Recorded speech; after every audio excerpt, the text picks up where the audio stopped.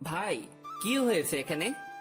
আরে ভাই, দেখছেন না কি হয়েছে? শহরের নামকরা মাস্তান রাফিদের যৌনাঙ্গ কেটে কে যেন লটকে রেখেছে ফেয়ার অ্যান্ড লাভলি পোস্টারের মাঝে। শুধু তাই নয় যে এমনটা করেছে যে তার একটা নামের কোলন ছেড়ে দিয়ে গেছে, যেটাতে লেখা আছে মাফিয়া গার্ল। লোকটার কথা শুনে থতমত খেয়ে গেলাম, কিন্তু লোকটাকে বুঝতে দিলাম না।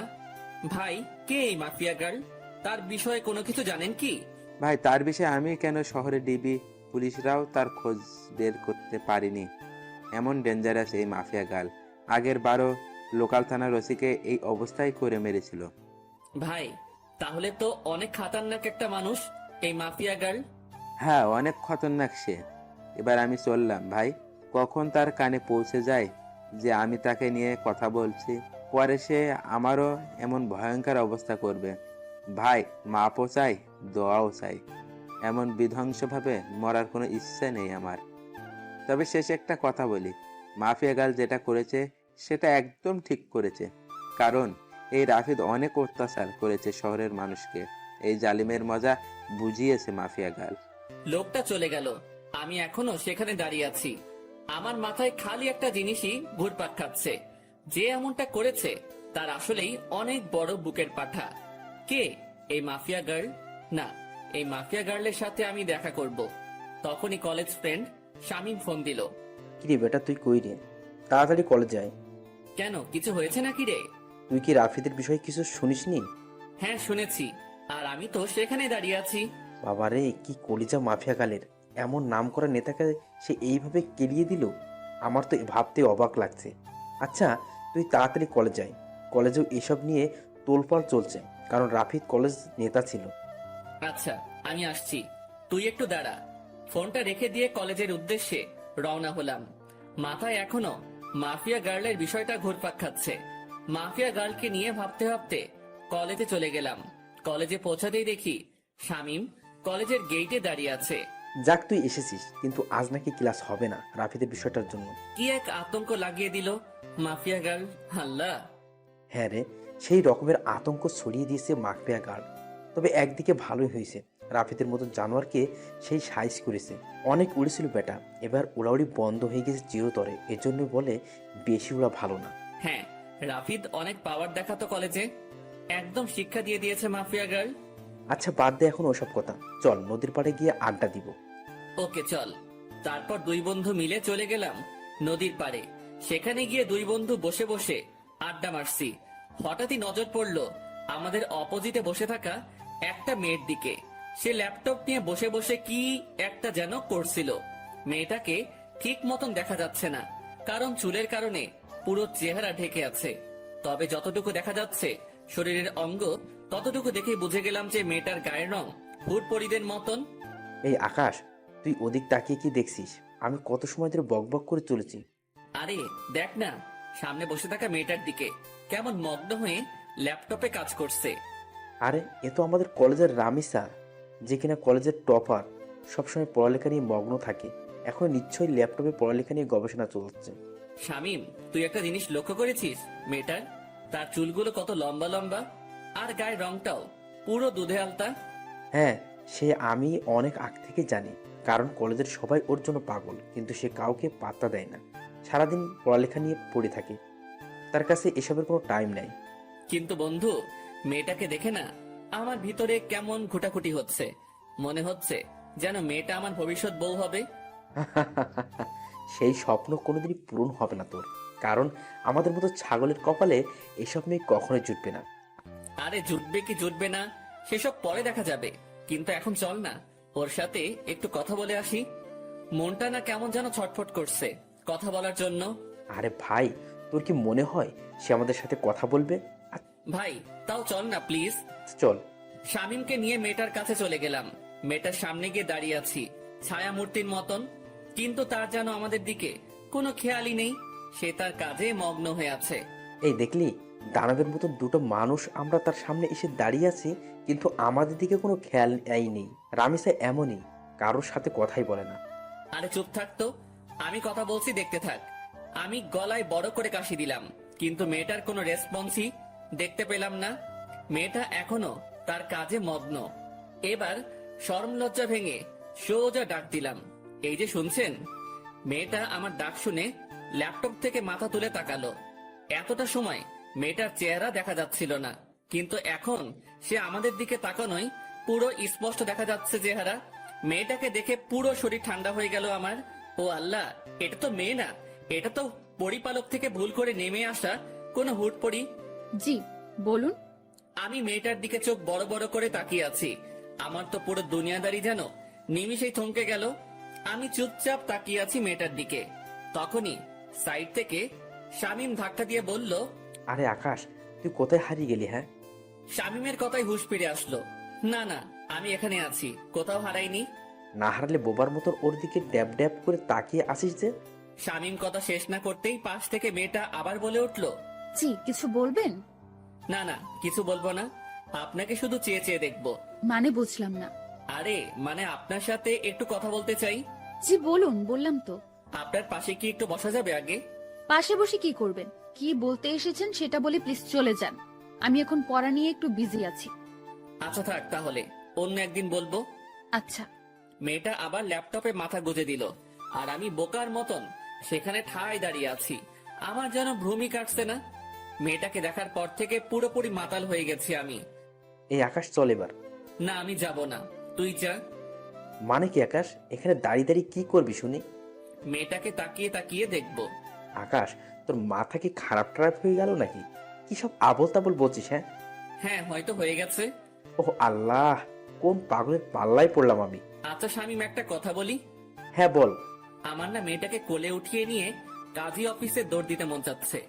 ইচ্ছে করছে এখনই বউ বানিয়ে ফেলি মেয়েটাকে। একটা ঠাটিয়ে লাগিয়ে দিব তোর গালে, বেটা ফাজিল। চল তুই এখান থেকে। শামীম আকাশকে টেনে সেখান থেকে নিয়ে আসলো। শামীম, এমনটা না করলেও পারতিস, আর একটু দেখতে দিলে কি হতো মেয়েটাকে। একদম চুপ তুই। কি সব পাগলামো শুরু করছিস আকাশ? মাথায় তার কি ছিঁড়ে গেছে নাকি তোর? হ্যাঁ, দেখ বেটা, তুই আমার মনের দুঃখ বুঝলি না। থাক তুই, আমি বাসায় গেলাম। শামীমকে ফেলে রেখে সেখান থেকে সোজা বাসায় চলে আসলাম। বাসায় এসে ব্যাগ রেখে ওয়াশরুমে চলে গেলাম। একটু পর ওয়াশরুম থেকে বের হয়ে না খেয়ে সোজা শুয়ে পড়লাম। মেয়েটাকে দেখার পর থেকে যেন খাওয়া দাওয়ার সমস্ত রুচি উঠে গেছে আমার। বিছানায় শুয়ে শুয়ে মেয়েটার কথা ভাবতে লাগলাম। মেয়েটাকে নিয়ে ভাবতে ভাবতে কখন যে ঘুমিয়ে গেছি আল্লাহ জানে। এক ঘুমে রাত হয়ে যায়, তাও ঘুম ভাঙেনি আমার। শামীম ফোন দিয়ে ঘুম ভাঙিয়েছে। আকাশ তুই কি করছিস রে? আরে ঘুমাচ্ছি। হ্যাঁ, এমনটাই করবি। এদিকে দুনিয়াদারি পুরো ধ্বংস হয়ে যাচ্ছে, আর তুই পরে পরে ঘুমাচ্ছিস, বেটা বলদ। আরে কি হয়েছে? তাড়াতাড়ি ইউটিউব ওপেন কর। একটা চ্যানেল থেকে মাফিয়াকার লাইভ এসেছে, আমি তোকে লিংক দিয়ে দিচ্ছি। কি? তাড়াতাড়ি লাফ দিয়ে বিছানা ছেড়ে উঠে পড়লাম। তারপর ফোনের ডাটা অন করে শামীমের দেওয়া লিঙ্কটা থেকে ইউটিউবে প্রবেশ করলাম। ইউটিউবে প্রবেশ করতেই দেখি মাফিয়া গার্ল লাইভে এসেছে। চেহারা দেখা যাচ্ছে না, পুরো মুখ ঢাকা তার। আর তার থেকে বড় কথা, মেকানিক্যাল একটা অটো ভয়েস থেকে সে লাইভে এসেছে। দেখুন, সবার উদ্দেশ্য করেই বলছি, আমাকে ধরা তো দূরের কথা, সেসব কিছু নিয়ে চিন্তা করলেও ঘাট থেকে মস্তক আলাদা করে দিব আমি। আর আজকে লাইভে আসার উদ্দেশ্য হলো নেতা রাফিদের ব্যাপারে কিছু জানানোর আছে আপনাদেরকে। রাফিদ এখনো জীবিত, কিন্তু আজ তার শেষ দিন। আগামীকাল শহরের যে কোনো এক স্থানে রাফিদের লাশ আমি ফেলে রেখে যাব। তার লাশ উদ্ধার করে নিয়ে যাওয়ার অনুরোধ রইল ডিবি পুলিশের কাছে। আর সর্বশেষে আমি আবারও বলছি, মাফিয়া গার্লের সন্ধান কেউ করতে যাবেন না, তাহলে কিন্তু রক্তের বন্যা বয়ে যাবে দেশে। তারপর ধুম করে লাইভ কেটে দিল। মাফিয়া গার্লের সাহস দেখে শুধু অবাক হচ্ছি। না, মাফিয়া গার্লকে যে করেই হোক আমি খুঁজে বের করব। মাফিয়া গার্লের এই লাইভ যে পুরো দেশে ভাইরাল হয়ে গেল। এক লাইভে যেন পুরো আতঙ্ক ছড়িয়ে গেল মানুষের মনে। সবার মুখে মুখে মাফিয়া গার্ল আর মাফিয়া গার্ল। কে এই মাফিয়া গার্ল? সবার একটাই প্রশ্ন। একটু পর চ্যানেল আর লাইভটা কেটে দিল মাফিয়া গার্ল। পুরো সবকিছু সে ভ্যানিশ করে দিয়েছে। পুরোপুরি উদাও হয়ে গেল সমস্ত কিছু। কিন্তু সবার মুখে মুখেই মাফিয়া গার্লের নাম ছড়িয়ে গেছে। ফেসবুক, টুইটার, যেখানেই যাই সেখানেই মাফিয়া গার্ল নিয়ে পোস্ট। বাপরে বাপ, এটা কি মেয়ে নাকি মানুষরূপী কোনো চিতাবাঘ? আল্লাহ ভালো জানে। এসব নিয়ে ভাবতে ভাবতে আরো কিছু সময় চলে গেল। না, এসব নিয়ে এখন আর ভাবা চলবে না, আগে গিয়ে কিছু খেয়ে নেই। বিছানা ছেড়ে উঠে পড়লাম। তারপর হাত মুখে পানি ছিটা দিয়ে এসে কিছু খেয়ে নিয়ে আবারও ঘুমিয়ে পড়লাম। সকালবেলা ঘুম ভাঙলো ফোনের আওয়াজে। কে যেন কিছু একটা মেইল করেছে। ঘুমের ঘরে ফোনটা হাতে নিয়ে মেইলটা ওপেন করলাম, দেখলাম একটা ভয়েস মেইল। ভয়েসটা প্লে করলাম। প্লে করতেই আমার পুরো হুঁশ উড়ে গেল। আমি এক লাফ দিয়ে সোজা বিছানা ছেড়ে উঠে দাঁড়িয়ে গেলাম। মাফিয়া গার্লের সেই ভয়ঙ্কর আওয়াজে কেউ আমায় মেইল করেছে। বৎস, আমার অস্তিত্ব তালাশ করতে চেও না। আমার অস্তিত্ব তালাশ করতে গেলে নিজের অস্তিত্বই হারিয়ে ফেলবে। ভয়েসটা শুনে থতমত খেয়ে গেলাম। এটা কি করে সম্ভব? মাফিয়া গার্ল আমায় ভয়েস মেইল করেছে। শুধু তাই নয়, আমি মাফিয়া গার্লের তালাশ করছি, সেটা সে জানলো কি করে? বাপরে বাপ, কি ডেঞ্জারাস মেয়ে রে বাবা! আমায় মেইল করে শাসায়। মাথায় তো কিছুই কাজ করছে না ভয়েসটা শোনার পর থেকে। কিন্তু আমি তো থেমে থাকবো না। আমি মাফিয়া গার্লের খোঁজ বের করেই ছাড়বো। সে যত বড় মাফিয়াই হোক না কেন, আমি আকাশও কম না। চুপসে আছি বলে আমাকে ভয় পেতে হবে এমন কোনো কিছুই নয়। মাফিয়া গার্লও জানে না যে আমি কত বড় খেলোয়াড়। যেদিন আমি খেলতে নেমে যাব, সেদিন এমন মাফিয়া গার্ল পথে পথে হোঁচট খেয়ে মরবে। এসব নিয়ে চিন্তা ভাবনা করছি। তখনই দেওয়াল ঘড়িটায় 9টা অ্যালার্ম বেজে উঠল। ও আল্লাহ, 9টা বেজে গেছে কখন? আমার তো কলেজ যেতে হবে। তাড়াতাড়ি বিছানা ছেড়ে উঠে পড়লাম। তারপর ফ্রেশ হয়ে হালকা পাতলা কিছু নাস্তা করে কলেজের উদ্দেশ্যে রওনা হলাম। হেঁটেই রওনা হয়েছি। আরে ধুর, আমার পরিচয় দিতে তো ভুলেই গেছি সবাইকে। চলেন পরিচয় পর্বটা শেষ করে ফেলি। আমি বরাবরের মতোই আকাশ, আপনাদের সাথে আছি। পড়াশোনার সুবাদে শহরে আলাদা বাসা নিয়ে থাকি। আর পুরো পরিবার, বাবা মা, ছোট বোন অন্য শহরে থাকে। আমি ইচ্ছা করেই এই কলেজে অ্যাডমিশন নিয়েছি। ইচ্ছা করে বলতে একটা রিজন আছে এই কলেজে অ্যাডমিশন নেওয়ার, সেটা গল্পের সাথে থাকলে জেনে যাবেন। সো এবার গল্পে ফেরা যাক। কলেজে পৌঁছে গেলাম। কলেজে পৌঁছাতেই দেখি গতকালে সেই রামিসা মেয়েটা গাছতলায় বসে বসে বই একটা হাতে নিয়ে পড়ছে। কোনো কিছু না ভেবেই মেয়েটার দিকে এগিয়ে গেলাম, কারণ এখনো ক্লাস শুরু হয়নি। আর ক্লাস হবে কিনা সেটাও সন্দেহ। মেয়েটার কাছে গিয়ে দাঁড়িয়ে আছি। মেয়ে আমায় দেখে আজ নিজ থেকে কথা বলল। কালকের বিষয়টা নিয়ে কিছু বলতে আসছেন বুঝি? না, তেমন কিছু না। মানে হ্যাঁ, মেয়েটার এমন ধারা কথা শুনে কি বলবো, সবটাই গুলিয়ে গেছে। তো বলুন। আচ্ছা, আপনার সাথে কি ফ্রেন্ডশিপ করা যাবে? না, ফ্রেন্ডশিপ করা যাবে না, কারণ আমি কোনো ছেলের সাথেই চলাফেরা করি না। প্লিজ না করিয়েন না। আমি কিন্তু একদম বাজে ছেলে না। তাও আমি পারবো না। তবে হ্যাঁ, পড়ালেখা নিয়ে টুকটাক কথা বলার প্রয়োজন হলে বলতে পারবেন। আচ্ছা ঠিক আছে। কিন্তু আপনাকে তো কলেজে নতুন মনে হচ্ছে। হ্যাঁ, আমি নতুন। 1 মাস আগে অ্যাডমিশন নিয়েছে এই কলেজে, অন্য কলেজ থেকে ট্রান্সফার হয়ে। তবে রেগুলার হয়েছি 1 সপ্তাহ হবে। কোন ইয়ারে অ্যাডমিশন নিয়েছেন? সেকেন্ড ইয়ারে। আপনি? ও, আপনিও তাহলে আমার সেম ক্লাস। তার মানে আপনিও সেকেন্ড ইয়ারে পড়েন? হ্যাঁ। আচ্ছা, এখন আমি একটু বিজি, পড়ে নি। আপনার সাথে পরে কথা হবে, কেমন? আচ্ছা ঠিক আছে, সে না হয় পরে কথা বলবো। কিন্তু একটা কথা, আমরা যেহেতু একই ইয়ারের, তাহলে তুমি করে বলা যায়। আমি আপনি ডেকেই মজা পাই। আচ্ছা ঠিক আছে, যেমনটা আপনার মর্জি। সেখান থেকে চলে আসলাম। বাপরে বাপ, কি মেয়ে! ভাও এই দিচ্ছে না। আমার মনে জলে আগুন, আর সে বাজায় সাপের বিন। তবে সমস্যা নেই, তোমায় তো আমি নিজের করেই ছাড়বো। তোমায় নিজের মনে ফিক্সড করে নিয়েছি, বিয়ে করলে তোমায় করব।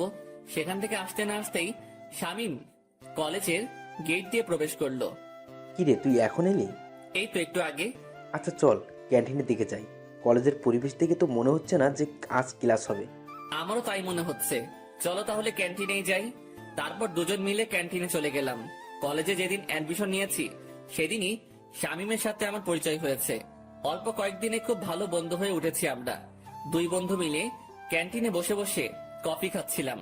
তখনই আশেপাশের লোকজন সবাই একদিকে দৌড়ে ছুটে যাচ্ছে। একজনকে ডেকে জিজ্ঞেস করলাম, ভাই কি হয়েছে? আপনারা এভাবে দৌড়াচ্ছেন কেন? আরে ভাই, আপনারা কোন দুনিয়ায় থাকেন? হ্যাঁ, যে কোনো কিছুই বলতে পারেন না? ভাই, এই দুনিয়াতেই আছি, কিন্তু কি হয়েছে সেটা তো বলবেন। আরে মাফিয়া গার্ল রাফিদকে মেরে ওর লাশ চৌরাস্তার মোড়ে লটকে রেখে দিয়ে গেছে। লোকটার কথা শুনে মাথায় বড়সড় একটা বাজ পড়লো। মাফিয়া গার্ল সত্যি তাহলে রাফিদকে মেরে ফেলেছে? শামীম, চল তো তাড়াতাড়ি। হ্যাঁ চল। শামীমকে নিয়ে তাড়াতাড়ি চৌরাস্তার মোড়ে চলে গেলাম। সেখানে গিয়ে দেখি কয়েক হাজার মানুষ একত্রে জমা হয়েছে। আর চৌরাস্তার মোড়ে একটা বড় গাছের উপরে রাফিদের লাশ ঝুলছে। রাফিদের লাশ দেখে নিজেরই কলিজা কেঁপে উঠলো। একটা মেয়ের পক্ষে কি করে সম্ভব এটা? একটা মেয়ে শহরের নাম করা নেতাকে এমন বিভৎস ভাবে মারলো যে দেখে বিশ্বাসই হচ্ছে না। চুপচাপ সেখানে নীরব দর্শকের মতন দাঁড়িয়ে আছি। ডিবি পুলিশ রাফিদের লাশ গাছ থেকে নামাচ্ছে। রাফিদের সারা শরীরে স্পট। মানুষজনকে ঠেলে ডিবি পুলিশের দিকে এগিয়ে গেলাম। ডিবি পুলিশ রাফিদের লাশ মাটিতে নামালো। তাকে মাটিতে নামিয়ে শরীরের তল্লাশি চালিয়ে দেখে রাফিদের পকেটে একটা চিঠি, যেটাতে লেখা আছে, আজ দুপুর 3টায় আমি কালকের ন্যায় লাইভে আসবো, সবাই তৈরি থাকেন ধামাকার জন্য। মাফিয়া গার্লের চিঠি পড়ে সবার চোখ কপালে উঠে গেল। কি করতে যাচ্ছে মাফিয়া গার্ল? রাফিদকে তো মেরে ফেলেছে, আবার কি নতুন করে ধামাকা দিবে সে? না, আজ লাইভ দেখতে হবে। এদিকে ডিবি পুলিশ সবার স্থান ত্যাগ করতে বলল। সবাই যে যার মতন চলে গেল। আমিও চলে আসলাম বাসায়। কলেজের দিকে আর গেলাম না। বাসায় এসে 3টা বাজার অপেক্ষা করছি। দুপুর 3টা বাজতে আর 2 মিনিট বাকি। তখনই মাফিয়া গার্লের সেই ইউটিউব লিংকে ক্লিক করলাম আর চ্যানেলটা ওপেন হয়ে গেল। 3টা বেজে গেছে আর সাথে সাথে চ্যানেলটা থেকে মাফিয়া গার্ল লাইভে চলে আসলো। সে গতকালের ন্যায় মেকানিক্যাল একটা টোন ব্যবহার করে লাইভে এসেছে। আমি জানি আপনারা সবাই আমার লাইভের জন্য অপেক্ষা করছেন, সো অপেক্ষার প্রহর কেটে গেছে, আমি চলে এসেছি। এবার হবে আসল ধামাকা। আপনারা সবাই রাফিদের লাশ তো পেয়ে গেছেন, এবার লিস্টে রয়েছে এসপি ওসমান। তার মরার পালা চলে এসেছে। এসপি ওসমান, মৃত্যুর জন্য তৈরি হয়ে নে। এবার তোকে আমার হাত থেকে কেউ রক্ষা করতে পারবে না। সমাজের আড়ালে লুকিয়ে থাকা সব কটা মুখোশধারীকে এইভাবে ভয়ানক মৃত্যুদণ্ড দিব আমি। কেউ তোদেরকে আমার হাত থেকে বাঁচাতে পারবে না। আর শুনে রাখেন সকলেই, আমি কোনো খারাপ কাজ করছি না, সমাজের নষ্টাগুলোকে বেছে বেছে সাজা দিচ্ছি। এসপি ওসমানের মৃত্যুর পর বাকি টার্গেটের নাম আমি বলে দেব। এসব কিছু আমি সমাজের ভালোর জন্যই করছি। তবে হ্যাঁ, আমার পার্সোনাল একটা মাকসাদ আছে, সেটা হলো আমি আগুনের সাথে দেখা করতে চাই। এসব করে সে যেন নিজেই আমার কাজকর্ম দেখে আমার সাথে দেখা করে। যতদিন না সে আমার সাথে দেখা করবে ততদিন আমি এইরূপ কাজ করেই যাব। মাফিয়া গার্লের মুখে আগুন নামটা শুনে ভিতরে ছ্যাত করে উঠল। আল্লাহ, এ তো দেখি উল্টো চক্র। যেখানে মাফিয়া গার্লকে আমি খুঁজছি সেখানে সে উল্টো আগুনের তালাশ করছে। না, মাফিয়া গার্লের খোঁজ বের করতেই হবে, যে করে হোক না কেন। আমি মাফিয়া গার্লকে খুঁজে বের করবই। তবে আগে মাফিয়া গার্লের পরিশেষটা শুনি, সে কি বলতে চাই। আগুন, আপনি যেখানেই আছেন না কেন, আপনি যদি আমার তালাশ না করেন তাহলে এসব কোনোদিনও বন্ধ করব না। আমি একটা কোডিং দিয়ে গেলাম, আমার 2244। এই কোডিংটা আপনি ছাড়া কেউ বুঝবে না, সো নিজেই আমার খোঁজ বের করুন। মাফিয়া গার্লের কোডিং শুনে আরো মাথা খারাপ হয়ে গেল। মাফিয়া গার্ল চাইছে তা কি? কিছুই তো মাথায় কাজ করছে না। সে আগুনের সাথে দেখা করতে চায়, তার উপরে আবার সে নিজের লিড কোড ইউজ করছে। মাথা তো পুরো কাজ করা বন্ধ করে দিয়েছে। আর কিছুই যেন ভাবতে পারছি না, মাথা পুরো জ্যাম হয়ে গিয়েছে। মাফিয়া গার্ল লাইভ কেটে দিয়ে বের হয়ে গিয়েছে। এদিকে আমার মাথায় প্যাটার্ন পড়ে গেছে, মস্তিষ্ক পুরো নিস্তেজ হয়ে গেছে আমার। না, আর না, আগে নিজেকে একটু রিল্যাক্স করি, পরে না হয় মাফিয়া গার্লকে নিয়ে ভাবা যাবে। ডাটা অফ করে দিয়ে শুয়ে পড়লাম। এখন একটু ঘুমাবো, পরে না হয় ঘুম থেকে উঠে বিষয়টা নিয়ে ভাবা যাবে। যেমন ভাবা তেমন কাজ, সব চিন্তা একপাশে রেখে ঘুমিয়ে পড়লাম। বিকাল বেলায় ঘুম থেকে উঠে বাহিরে চলে গেলাম। মাথা কেমন যেন ভারী হয়ে আছে। তাড়াতাড়ি কাকুর দোকানে যেতে হবে আমার, না হয় মাথা ঠিক হবে না। ওনার দোকানে গিয়ে চা খেয়ে আগে মাথা ঠিক করতে হবে। কাকুর দোকানে গিয়ে চায়ের অর্ডার করলাম। মাথার জ্যাম মোটামুটি ছুটেছে মনে হচ্ছে। চা খেয়ে শরীরটা চাঙ্গা লাগছে একটু। হ্যাঁ, এবার শান্ত মাথায় ভাবি মাফিয়া গার্লের কথা। আচ্ছা, মাফিয়া গার্ল আমার খোঁজ কেন করছে? কি চাই সে আমার কাছে? আর কেনই বা সে এসব কর্মকাণ্ড করছে? দেশে তো প্রশাসন আছে দুর্নীতিবাজদেরকে শাস্তি দেওয়ার জন্য, তারপরেও কেন মাফিয়া গার্ল আইনের বিপক্ষে যাচ্ছে? হাজারটা প্রশ্ন নিজেকে নিজে ছুড়ে মারলাম। এবার আমার শান্ত মস্তিষ্ক ধীরে ধীরে সব কয়টা প্রশ্নের উত্তর খোলাসা করতে লাগলো। দেখো, দেশে যে অবস্থা তা কোনোদিন শুধরাবে না। একটার পর একটা দুর্নীতিবাজ পয়দা হয়ে যাবে, কখনো তাদেরকে থামানো যাবে না। নিজের মনের উত্তরের সাথে মাফিয়া গার্লের কর্মকাণ্ডের জাজমেন্ট করলাম। পরিশেষে যা বুঝতে পেলাম, হ্যাঁ, মাফিয়া গার্ল একদিকে ঠিকই করছে, তাদের শাস্তি হয় না, সে তাদেরকে শান্তি দিচ্ছে। এমন একটা মানুষের এই অভাব ছিল দেশে, কিন্তু একটা জিনিসের উত্তর কোনোভাবেই পেলাম না। মাফিয়া গার্ল আমার খোঁজ করছে কেন? কি চায় সে আমার কাছে? এটার উত্তর আমার জানতেই হবে। তবে তার জন্য মাফিয়া গার্লকে দরকার আমার। হ্যাঁ, মাফিয়া গার্লকে দরকার আমার। মাফিয়া গার্ল, তুমি অপেক্ষায় থাকো, জলদি দেখা হচ্ছে তোমার সাথে। কাকুর দোকান থেকে উঠে চলে এলাম। ভিতরে খালি একটা জিনিসই কাজ করছে, মাফিয়া গার্লের খোঁজ বের করা। হ্যাঁ, সেটা আমি অতি শীঘ্রই বের করে ফেলবো। তারপর হবে আসল খেলা। যদি অসাধু কোনো মতলব থাকে আগুনকে নিয়ে মাফিয়া গার্লের, তখন মাফিয়া গার্ল বুঝতে পারবে যে কত ধানে কত চাল। আগুনও কোনো ফেলনার জিনিস না, সেটা সে তখন হারে হারে টের পাবে। তবে তার একটা হেস্তনেস্ত করবই আমি। সে আগুনকে হয়রানি করিয়েছে। সে জানে না যে সে আগুন নিয়ে খেলা করছে, যে আগুন বছর 3 আগে জ্বলে উঠেছিল। সেদিন কয়েক শতাধিক মানুষের চোখে মুখে ছিল কান্না আর আতঙ্কে ছিল পুরো দেশ। আর সে আগুনকে মাফিয়া গার্ল নামক 2 দিনের একটা মেয়ে ফোর্স করে দেখা করার জন্য।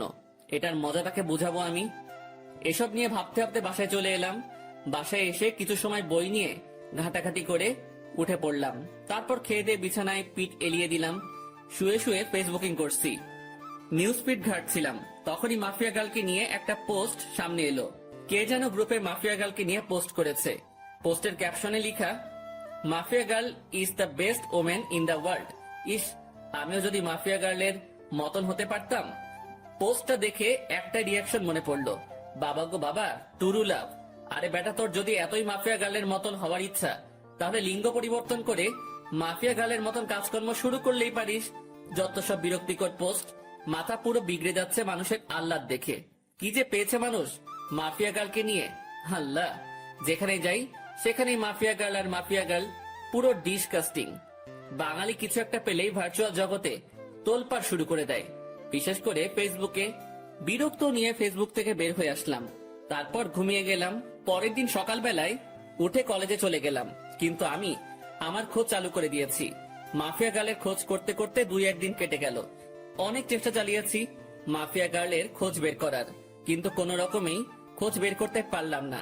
কিন্তু আমি হাল ছাড়বো না। তবে একটা কথা, আমি যদি পাওয়ার খাটাই তাহলে ঘন্টা খানিকের মধ্যে মাফিয়া গার্লের খোঁজ পেয়ে যাব আমি। কারণ আমার জন্য কোনো কিছুই অসম্ভব নয়। আমি সেই খতরনাক খেলাড়ি যে কিনা অনেক বড় বড় মাপের মানুষের হাল খারাপ করে দিয়েছি। আমি সেই আগুন। আমি একবার হাতের ইশারা করলেই মাফিয়া গার্লকে আমার সামনে নিয়ে চলে আসবে আমার ছেলে পেলে। কিন্তু আমি চাই না পাওয়ার খাটাতে। আমি চাই নিজের বলে ওকে বের করব। আর তাছাড়া পাওয়ার খাটাতে গেলে আমার অতীত সামনে চলে আসবে। কিন্তু আমি চাই না আমার অতীত সামনে আসুক। তাই চুপিসারে খোঁজ চালাতে থাকলাম। এভাবে আরো কয়েকটা দিন কেটে গেল। আমি মাফিয়া গার্লের খোঁজ চালু রাখলাম। এখনো তাকে বের করতে পারিনি। তবে হঠাৎ একদিন আরেকটা ভয়ঙ্কর ঘটনা সামনে এলো। মাফিয়া গার্ল সেই এসপি কে মেরে ফেলেছে। শুধু তাই নয়, রাফিদের থেকে বিভৎসভাবে মেরেছে তাকে। এসপি কে মেরে তার যৌনাঙ্গ কেটে মুখের সাথে সেলাই করে দিয়ে কারেন্টের খাম্বায় লটকে রেখেছে। সাথে গলার মধ্যে একটা নেম প্লেট ঝুলিয়ে দিয়েছে, যাতে লেখা আছে, আমি এসপি এনামুল, দুর্নীতির জন্য আজ আমার এমন ভয়াবহ মৃত্যু হয়েছে। এবার তো আরো আতঙ্ক ছড়িয়ে গেল। আগেরবার রাফিদ, এবার প্রশাসনিক কর্মকর্তা। এমন কর্মকাণ্ড করে মাফিয়া গার্ল এবার আরো ভাইরাল হয়ে গেল দেশে। এদিকে আমার মাথায় তো বাজ পড়েছে মতন অবস্থা। না, এবার আর চুপ থাকবো না। মাফিয়া গার্লকে এবার টেনে হেসড়ে বের করে আনবো আড়াল থেকে। আমি এসব নিয়ে ভাবছিলাম, তখনই শামীমের ফোন। কিরে, তুই কই রে? চৌরাস্তার মোড়। কেন? রামিসা তোর খোঁজ করছে, তাড়াতাড়ি কলেজে আয়। হঠাৎ রামিসা আমার খোঁজ করলো কেন? তা আমি জানবো কি করে? তুই কলেজে এসে ওর খোঁজ জেনে নে, সে কেন তোর খোঁজ করছে। ওকে, আমি আসছি। ফোনটা রেখে দিয়ে কলেজের উদ্দেশ্যে রওনা দিলাম। আজ 2 দিন কলেজে যাওয়ার হচ্ছে না, কারণ শরীর একটু অসুস্থ। তার থেকে বড় কথা, মাফিয়া গার্লের খোঁজ করছি আমি। কিন্তু এখন শামীম ফোন দিয়ে যেতে বলল। তাড়াতাড়ি কলেজে চলে গেলাম। কিরে, রামিসা কই? ওই যে ওই দিকটাতে বসে আছে। আচ্ছা, আমি দেখে আসছি কেন ডেকেছে সে। শামীমকে রেখে রামিসার কাছে চলে গেলাম। এই যে, কেন খোঁজ করেছো আমায়? কেন, আপনি জানেন না? আমি জানবো কি করে যে তুমি আমার কেন খোঁজ করেছো? আমাকে একটা অ্যাসাইনমেন্ট দেখিয়ে দিতে বলেছিলেন যে, মনে নেই? সেটা আমি করে এনেছি বাসা থেকে। Oh my god, Ramisa, sorry sorry sorry. আমি আসলে সত্যিই ভুলে গিয়েছিলাম জিনিসটা। পাঠকটা হয়তো ভাবছেন যে তাকে আমি কখন অ্যাসাইনমেন্ট দেখিয়ে দিতে বলেছি, আর তার সাথে আমার কথা হলো কি করে। আসলে হলো যে সে আমায় যখন বলেছে পড়াশোনার বিষয় নিয়ে চাইলে বন্ধুত্ব করতে পারে সে, তারপর তার সাথে আমি সেই রূপ বন্ধুত্ব করি। কারণ কোনো কিছু হতে হলে তার সাথে আগে মিশতে হবে আমাকে। তাই আমি পড়াশোনার বাহানা দিয়ে তার সাথে মিশেছি। অনেক কষ্ট হয়েছে তার সাথে মিশতে। শুরুতে তো রাজি হয়নি, পরে পড়াশোনার বুঝিয়ে নেওয়ার বাহানা করে মিশেছি। এই যে কি হলো, চুপ হয়ে গেলেন যে? আরে না, তেমন কিছু না। আচ্ছা, নেন খাতাটা, এটার মধ্যে আমি করে দিয়েছি। অনেক অনেক ধন্যবাদ রামিসা। তারপর রামিসার হাত থেকে খাতাটা নিলাম, কিন্তু হঠাৎ চোখ গেল তার হাতের আঙুলের দিকে। আঙুলের পাশে একটা সামান্য করে কালো দাগ, যেই দাগটা আমার মোটামুটি পরিচিত। কার হাত যেন দেখেছি আমি এমন একটা কালো দাগ। দেবাঙ্গে প্রেসার দিলাম, তখনই মনে পড়লো মাফিয়া গার্ল যখন লাইভে এসেছিল তখন তার হাতেও এমন একটা কালো দাগ ছিল। যদিও তার চেহারা কালো কাপড়ে ঢাকা ছিল, কিন্তু আঙুলের পাশের কালো দাগটা স্পষ্ট দেখা গিয়েছিল। মাথা পুরো চক্কর দিয়ে উঠলো জিনিসটা ভাবতেই। তার মানে কি এই রামিসাই সেই মাফিয়া গার্ল? ভিতরে ভিতরে কৌতূহল কাজ করছে একটা। না, কৌতূহল আর পুষে রাখবো না। সোজা রামিসাকে জিজ্ঞেস করলাম, রামিসা, তোমার হাতে ওটা কিসের দাগ? রামিসা আকাশের কথা শুনে থতমত খেয়ে যায়। কিসের দাগ? হাতের আঙুলের পাশে একটা কালো দাগ দেখলাম। আমি সেটার কথা বলছি। আমার কথা শুনে রামিসা কেমন যেন ঘাবড়ে গেল। না না, ওটা কিছু না, এমনিতেই চোট লেগেছিল ছোট থাকতে আমার, তখন এই আঙ্গুলের পাশে কালো স্পটটা পড়েছে। ও, কিন্তু দাগটা না আমার বেশ পরিচিত। আরে কি বলছেন এসব? হ্যাঁ, আমার হাতের স্পট আপনার পরিচিত হবে কি করে? আপনার কি মাথা গেছে নাকি? হ্যাঁ, না, মাথা যায়নি। আচ্ছা থাক, বাদ দাও এখন এসব কথা। এখন ওঠা যাক, কারণ অ্যাসাইনমেন্ট করে দিয়েছো, সেটা বাসায় গিয়ে খাতায় উঠাতে হবে। আচ্ছা ঠিক আছে, আপনি যান, আমি আরো কিছু সময় এখানেই বসে পড়বো। আচ্ছা। তারপর সেখান থেকে চলে এলাম, কিন্তু মনের ভিতর কেমন যেন একটা খটকা লাগছে। মাফিয়া গার্লের হাতে যেমন কালো দাগ, ঠিক তেমন কালো দাগ রামিসার হাতে। এটা কি করে সম্ভব? আর তাছাড়া রামিসার সাথে কথা বলার সময় লক্ষ্য করেছি সে কেমন যেন ঘাবড়েছিল। সে যদি সত্যি মাফিয়া গার্ল না হয় তাহলে ঘাবড়েছিল কেন? দূর, মাথায় কিছুই কাজ করছে না। না, এসব নিয়ে আর ভাবতে পারছি না। এবার আড়াল থেকেই মাফিয়া গার্লের তালাশ করব। এসব নিয়ে ভাবতে ভাবতে হাঁটছিলাম, তখনই শামীম ডাক দিল। সে আমার জন্য গেটের সামনে দাঁড়িয়ে অপেক্ষা করছিল। কি রে, কেন ডেকেছে রামিসা তোকে? আরে, অ্যাসাইনমেন্ট করার কাজে সাহায্য চেয়েছিলাম, সে সেটা বাসা থেকে করে এনেছে আমার জন্য, সেটাই দিতে ডেকেছিল। ও ভালো, কিন্তু আকাশ, আমার না একটা জিনিস খটকা লাগে। মেয়েটা কেমন যেন অদ্ভুত, কেমন সারাদিন পড়ালেখা নিয়ে ডুবে থাকে, কারোর সাথে তেমন মেশে না, সবসময় একা একা থাকে। কিন্তু এটার রিজন কি? এটার পিছনে হয়তো বড় কোনো রহস্য লুকিয়ে আছে। কারণ দেখ, যারা সবসময় চুপচাপ থাকে তারাই কিন্তু পরবর্তীতে গিয়ে ক্রিমিনাল বের হয়। হ্যাঁ, আমারও খটকা লাগে জিনিসটা নিয়ে, তবে আমরা পজিটিভ ভাবে নিলেই পারি। হয়তোবা সে জীবনে অনেক বড় ধাক্কা খেয়েছে, তাই এমন নিশ্চুপ হয়ে গেছে। হ্যাঁ, হতেই পারে। আচ্ছা ছাড় এখন এসব কথা, চল বাসার দিকে রওনা দিই। ওকে চল। শামীমের সাথে কথা বলে বাসায় চলে গেলাম। সে তার বাসায় গিয়েছে, আর আমি আমার বাসায়। বাসায় এসে ফ্রেশ হয়ে খেয়ে নিলাম। হোটেলের বয় এসে খাবার রেখে দিয়ে চলে গেছে। খেয়ে দিয়ে বিছানায় গায়ে দিয়ে দিলাম। ফোনটা হাতে নিয়ে ডাটা অন করলাম, ফেসবুকিং করব একটু। কিন্তু অবাক কাণ্ডটা তখনই ঘটলো যখন আমি ফেসবুক অ্যাপসটাতে প্রবেশ করলাম। আমার ফেসবুক অ্যাকাউন্ট অন্য কেউ কন্ট্রোলে নিয়ে নিয়েছে, তবে আমি ফেসবুকে প্রবেশ করলাম ইজিলি ভাবে। আমার অ্যাকাউন্ট অন্য কারো কন্ট্রোলে, সেটা শিওর হলাম মেসেঞ্জার দেখে। আমার নিজের ইনবক্সে অটোমেটিক মেসেজ আসছে। কি রে, অনেক উড়াউড়ি করছিস মনে হয়। মানে বুঝলাম না, আপনি কে আর আমার আইডি কেন হ্যাক করেছেন? আমি কে সেটা আমার কথা শুনেই বুঝে যাবি। আর আইডি হ্যাক করেছি তোর 12টা বাজাতে। মানে আমি আপনার কি ক্ষতি করেছি যে আপনি আমার 12টা বাজাতে আমার আইডি হ্যাক করেছেন? তুই আমার পিছু কেন লেগেছিস? কি মনে করিস তুই নিজেকে? হ্যাঁ, লুকিয়ে খুঁজে বের করে ফেলবি? এত সহজ সবকিছু? কথা শুনে বুঝতে বাকি নাই যে মাফিয়া গার্ল আমার অ্যাকাউন্ট হ্যাক করে নিজের আয়ত্তে নিয়ে নিয়েছে।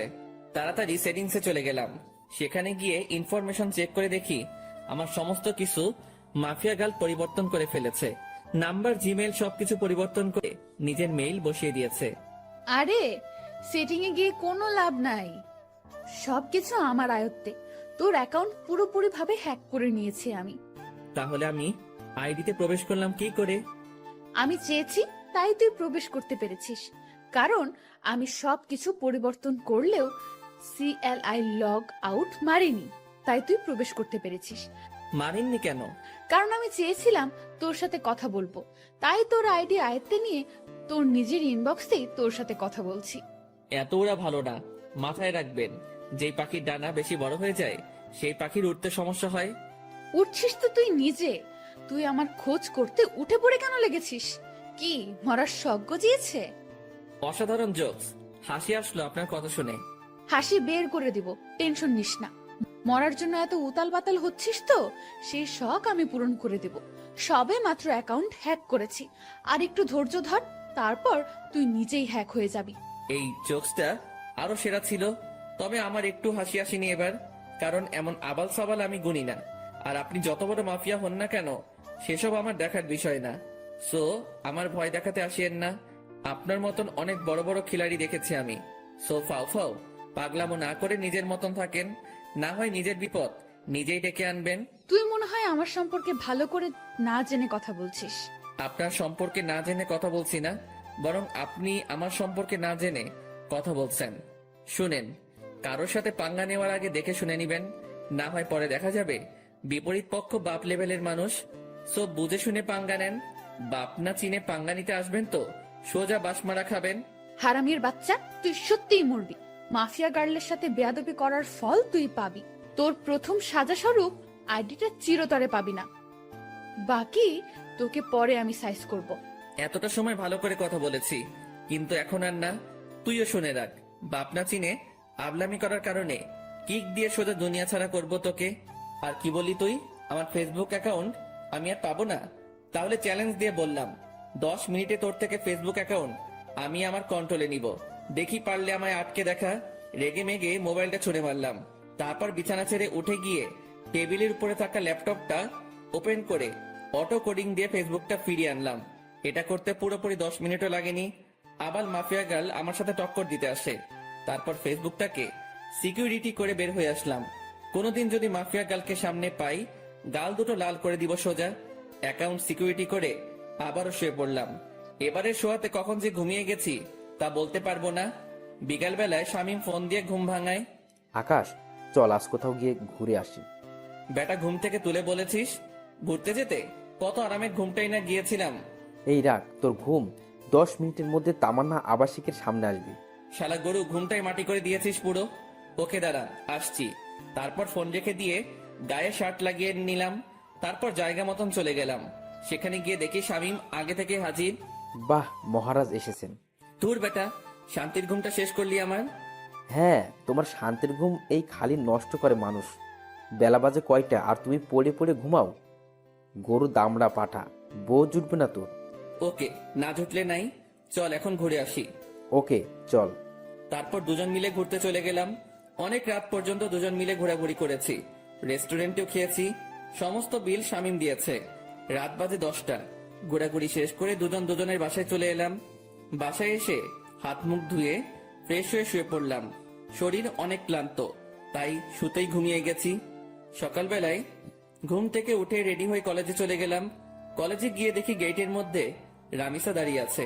সে আমাকে দেখতে পেয়ে, যাক, ভালোই হয়েছে, চলেন আমার সাথে, আমার কিছু কথা আছে। বাহ, আজ সূর্য কোন দিকে উঠেছে। আচ্ছা চলো। দুজনে একপাশে চলে গেলাম। হ্যাঁ, এবার বলো।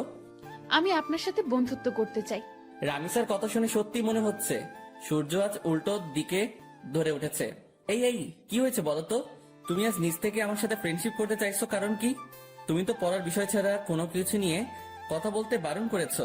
দেখুন, আসলে আমার জীবনে অনেক বড় একটা ধাক্কা খেয়েছি আমি, তাই কাউকেই আর বিশ্বাস করতে পারি না আমি। অনেক ভয় হয় আমার, কিন্তু আপনাকে আমার অনেক বিশ্বাস হয়, তাই আমি আপনার সাথে বন্ধুত্ব করতে চাই। কি নিয়ে ধাক্কা খেয়েছো? তা না হয় পরে কোনো একদিন বলবো না। এখন কি বন্ধুত্ব করবেন আমার সাথে? আচ্ছা। আচ্ছা মানে কি ধরে নিব আমি? বন্ধুত্ব করেছেন? হ্যাঁ, কিন্তু তাহলে তুমি আমায় আপনি বলতে পারবে না, তুমি করে বলতে হবে। ওকে, আপনি বলবো না, তুমি করেই বলবো। রামিসার সাথে বন্ধুত্ব হয়ে কি যে খুশি লাগছে তা বলে বোঝাতে পারবো না, কারণ ভালোবাসার প্রথম ধাপ বন্ধুত্ব। রামিসার সাথে আমার সেটাই হয়েছে। এর মাঝে কয়েকটা দিন কেটে গেছে। ধীরে ধীরে দুজনের বন্ধুত্ব আরো গভীর হয়ে গেল। দুজন দুজনের অনেকটা ক্লোজ চলে এসেছি। সে আমার সাথে বন্ধুর মতোই আচরণ করে, কিন্তু আমার আচরণে তাকে যে আমি ভালোবাসি সেটা তাকে বোঝানোর ট্রাই করি। তবে সবকিছুর ভিড়ে মাফিয়া গার্ল আমার মন থেকে সরেনি। তাকে এখনো খোঁজ করে বেড়াচ্ছি আমি, কিন্তু কোনো খোঁজই পাইনি তার। তবে রামিসাকে আমার কিছুটা সন্দেহ হয়, কারণ তার হাতের কালো দাগটা মাফিয়া গার্লের সাথে মিলে। কিন্তু তাকে কখনো আমি কিছু জিজ্ঞেস করিনি, কারণ সে যদি না হয় পরে আরেক বিপাকে পড়তে হবে আমাকে। তবে যেদিন সত্যি মাফিয়া গার্লের খোঁজ পাবো সেদিন তাকে ধরবো। সেটা যদি রামিসাও হয় তাহলেও তাকে ধরবো। এভাবেই দিন কাটতে থাকে। একদিন সকালবেলা ঘুম থেকে উঠে কলেজে যাওয়ার জন্য ফ্রেশ হচ্ছি। ব্রাশ হাতে নিয়ে ওয়াশরুমে দাঁড়িয়ে দাঁড়িয়ে দাঁত ব্রাশ করছিলাম। হঠাৎই ওয়াশরুমের আয়নায় কিছু একটা চোখে পড়লো। ভালো করে লক্ষ্য করে দেখলাম আমার পিছন বরাবর মাস্ক পরে কেউ একজন দাঁড়িয়ে আছে। মাস্ক আর চেহারার আকৃতি দেখে বুঝতে বাকি রইল না আমার যে আমার পিছনে মাফিয়া গার্ল দাঁড়িয়ে আছে। আজ মাফিয়া গার্লের শেষ দিন, কেমন ঘটিয়ে দিব। আজ মাফিয়া গার্লের সাথে সাথে ঘাড় ঘুরিয়ে পিছনে তাকালাম, কিন্তু অবাক করা বিষয়, পিছনে কাউকে দেখতে পেলাম না। মিনিটের মধ্যে মাফিয়া গার্ল যেন কোথায় হাওয়া হয়ে গেল। কিরে, গেল কোথায় সে? সারা ওয়াশরুম চোখ বুলিয়ে দেখতে লাগলাম, কিন্তু কোথাও মাফিয়া গার্লকে দেখতে পেলাম না। মিনিটের মধ্যে কোথাও উধাও হয়ে গেলাম মাফিয়া গার্ল। মাথায় তো কিছু খেলছে না। চার দেওয়ালের মাঝ থেকে হাওয়া কি করে হয়ে গেল সে? মাফিয়া গার্ল কি সত্যি এখানে এসেছিল, না আমি চোখে ধাঁধা খেয়েছি? নিজেকে চিমটি কেটে দেখলাম, না সত্যি তো এখানে কেউ নাই। তার মানে আমি ধাঁধা খেয়েছি। উফ আল্লাহ, এই মাফিয়া গার্লকে যে আমি কি করব তা আমি নিজেও জানি না। খালি সময়ের অপেক্ষায় আছি, সময়টা হোক একবার। তারপর তাড়াতাড়ি ফ্রেশ হয়ে বের হয়ে এলাম ওয়াশরুম থেকে। তারপর নাস্তা করে কলেজের উদ্দেশ্যে রওনা হলাম। কলেজে পৌঁছে রামিসার সাথে ক্লাসে চলে গেলাম। শামীম আজ কেন জানি কলেজে আসেনি। আমি আর রামিসা ক্লাস শেষ করে আড্ডা দিতে বসলাম একটা নির্জন জায়গায়। আচ্ছা আকাশ, তোমায় একটা কথা বলি আমি। হ্যাঁ বলো। আচ্ছা, কোনোদিন যদি আমার সম্পর্কে এমন কোনো কিছু শোনো তুমি, যেটা তুমি কোনোদিন আমার থেকে এক্সপেক্ট করনি। মানে কি, বুঝলাম না। আরে তেমন কিছু না, এমনিই বলো, যে তখন তোমার রিয়েকশন কেমন হবে। অবাক করা কোনো কিছু শুনলে তো অবাকই হব, কিন্তু কি শুনবো সেটা তো বলো। আরে বললাম তো তেমন কিছু না, এমনি মনে হলো কথাটা মনের মধ্যে, তাই জিজ্ঞেস করলাম। রামিসা, তোমার একটা কথা বলি প্লিজ, আমার থেকে কখনো কোনো কথা লুকিও না তুমি। কারণ তুমি জানো না যে তোমার জন্য আমার মনে কতটুকু জায়গা রয়েছে। না, লুকাবো না কোনো কথা। আচ্ছা রামিসা, আরেকটা কথা, আমি চাই তুমি আমার সাথে সারা জীবন থাকো। সারা জীবন কি করে থাকবো? আজ না হয় একই সাথে পড়ি দেখে এতটা মিল মহব্বত, কিন্তু একদিন না একদিন তো ছেড়ে যেতেই হবে। রামিসার কথা শুনে কলিজাটা মোচড় মেরে উঠল।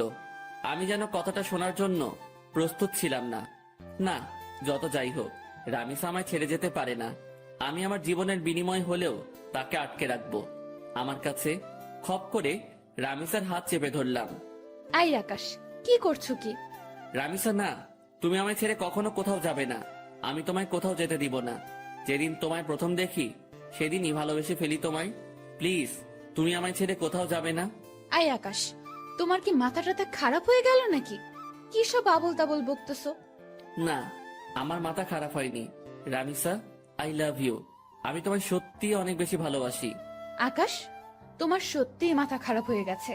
তুমি আমার ব্যাপারে কোনো কিছুই জানো না, তা না জেনেও পাগলামি করছো। যখন সবটা জানবে তখন তুমি আমার চেহারাও দেখতে চাইবে না। না, আমি এত কিছু শুনতে চাই না। আমি ব্যাস তোমাকে চাই, আর কিছু দেখার সময় নেই আমার। আকাশ, আমায় তুমি ক্ষমা করো, আমি তোমাকে ভালোবাসতে পারবো না। তবে হ্যাঁ, তোমার ব্যাপার নিয়ে ভেবে দেখব। যদি মন থেকে কোনো সাড়া পাই তাহলে হ্যাঁ করব তোমাকে। কিন্তু আমার মনে হয় না যে আমার মন হ্যাঁ করবে, কারণ আমার জীবনের অনেক বড় একটা মাকসাদ আছে। আমার ফোকাস শুধু সেটা নিয়ে। এর মধ্যে নতুন করে প্রেম ভালোবাসা জন্ম নেবে না কখনো। রামিসা কি সব মাকসাদের কথা বলছে, কিন্তু আমার তো তাকে চাই, শুধুই তাকে চাই। না, আমি রামিসাকে নিজের করেই ছাড়বো, সেটা যে কোনো কিছু বিনিময় হোক। দরকার হয় আমার পুরনো রূপ ধারণ করব, তাও আমি রামিসাকে নিজের করে ছাড়বো। রামিসা, তোমার যত সময় লাগে তুমি নাও, তাও প্লিজ আমার তোমাকেই চাই। আকাশ, আমি বললাম তো আমি ভেবে দেখব। প্লিজ এমন পাগলামো করো না।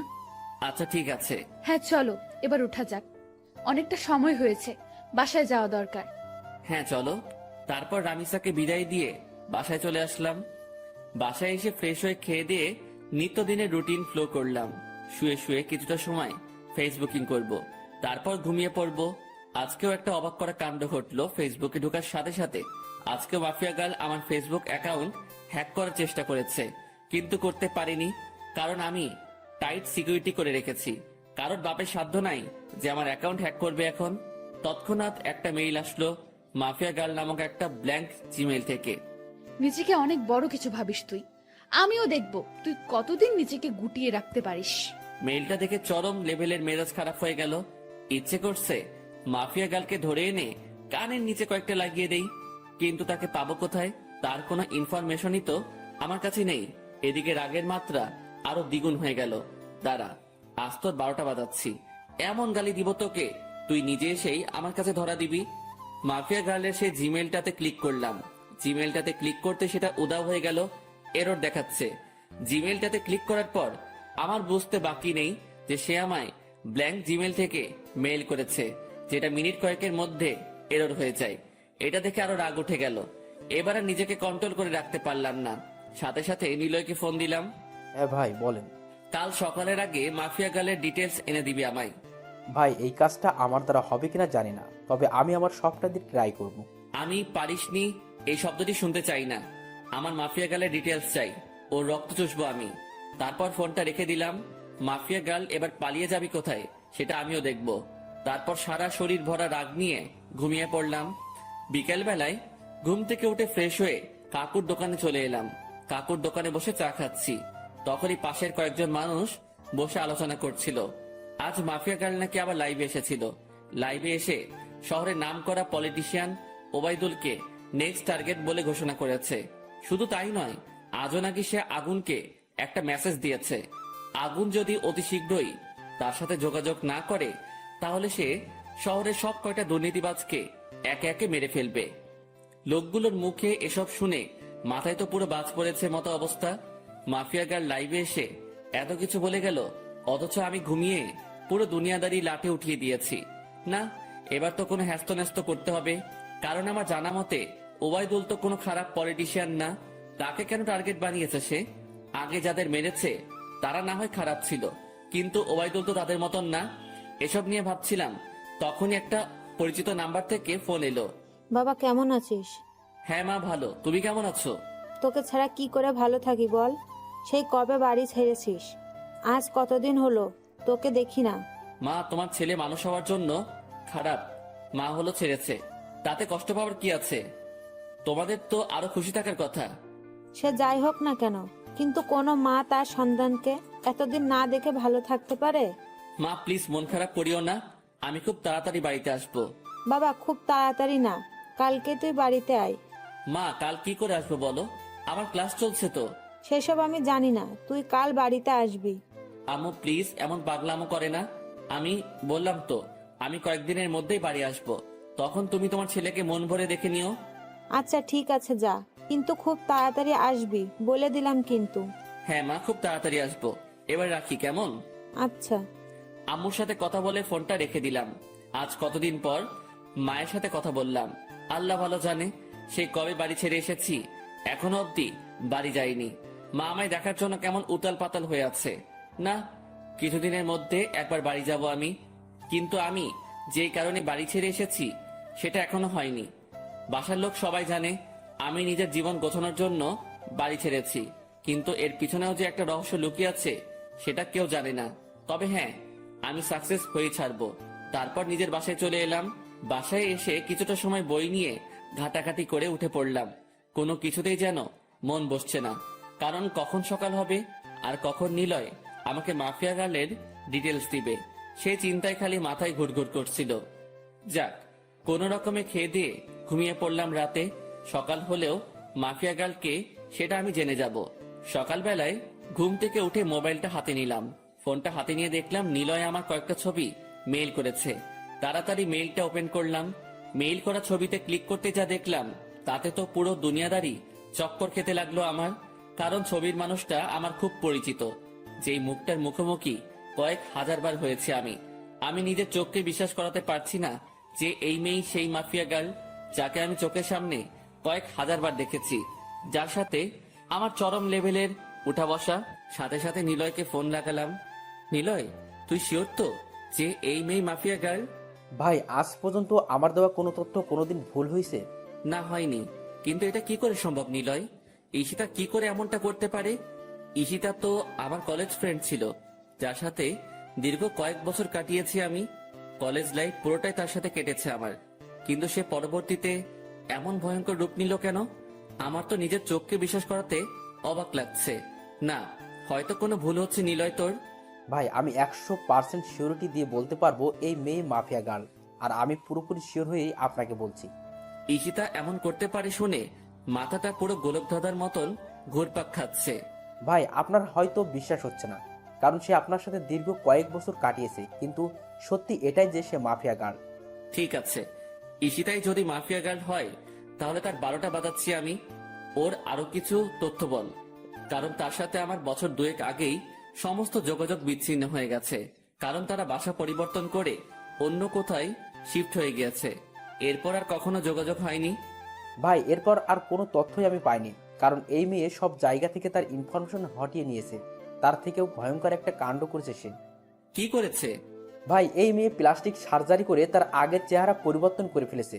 এই মেয়েকে এখন খুঁজে বের করা ইম্পসিবল আমার মতে।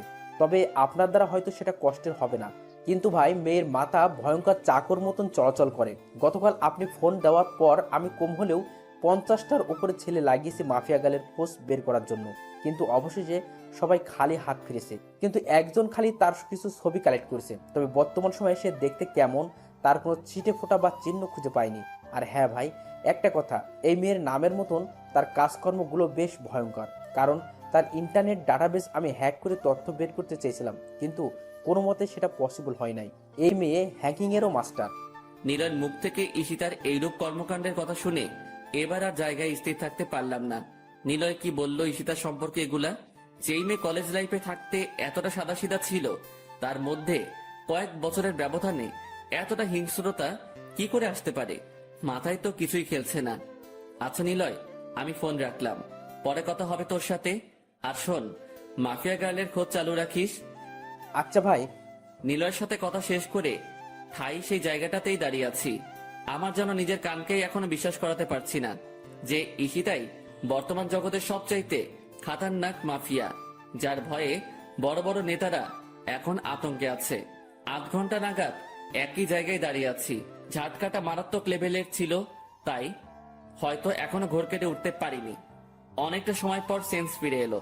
না, আমার এখন উতলা হলে চলবে না, আমাকে ঠান্ডা মাথায় কাজ নিতে হবে।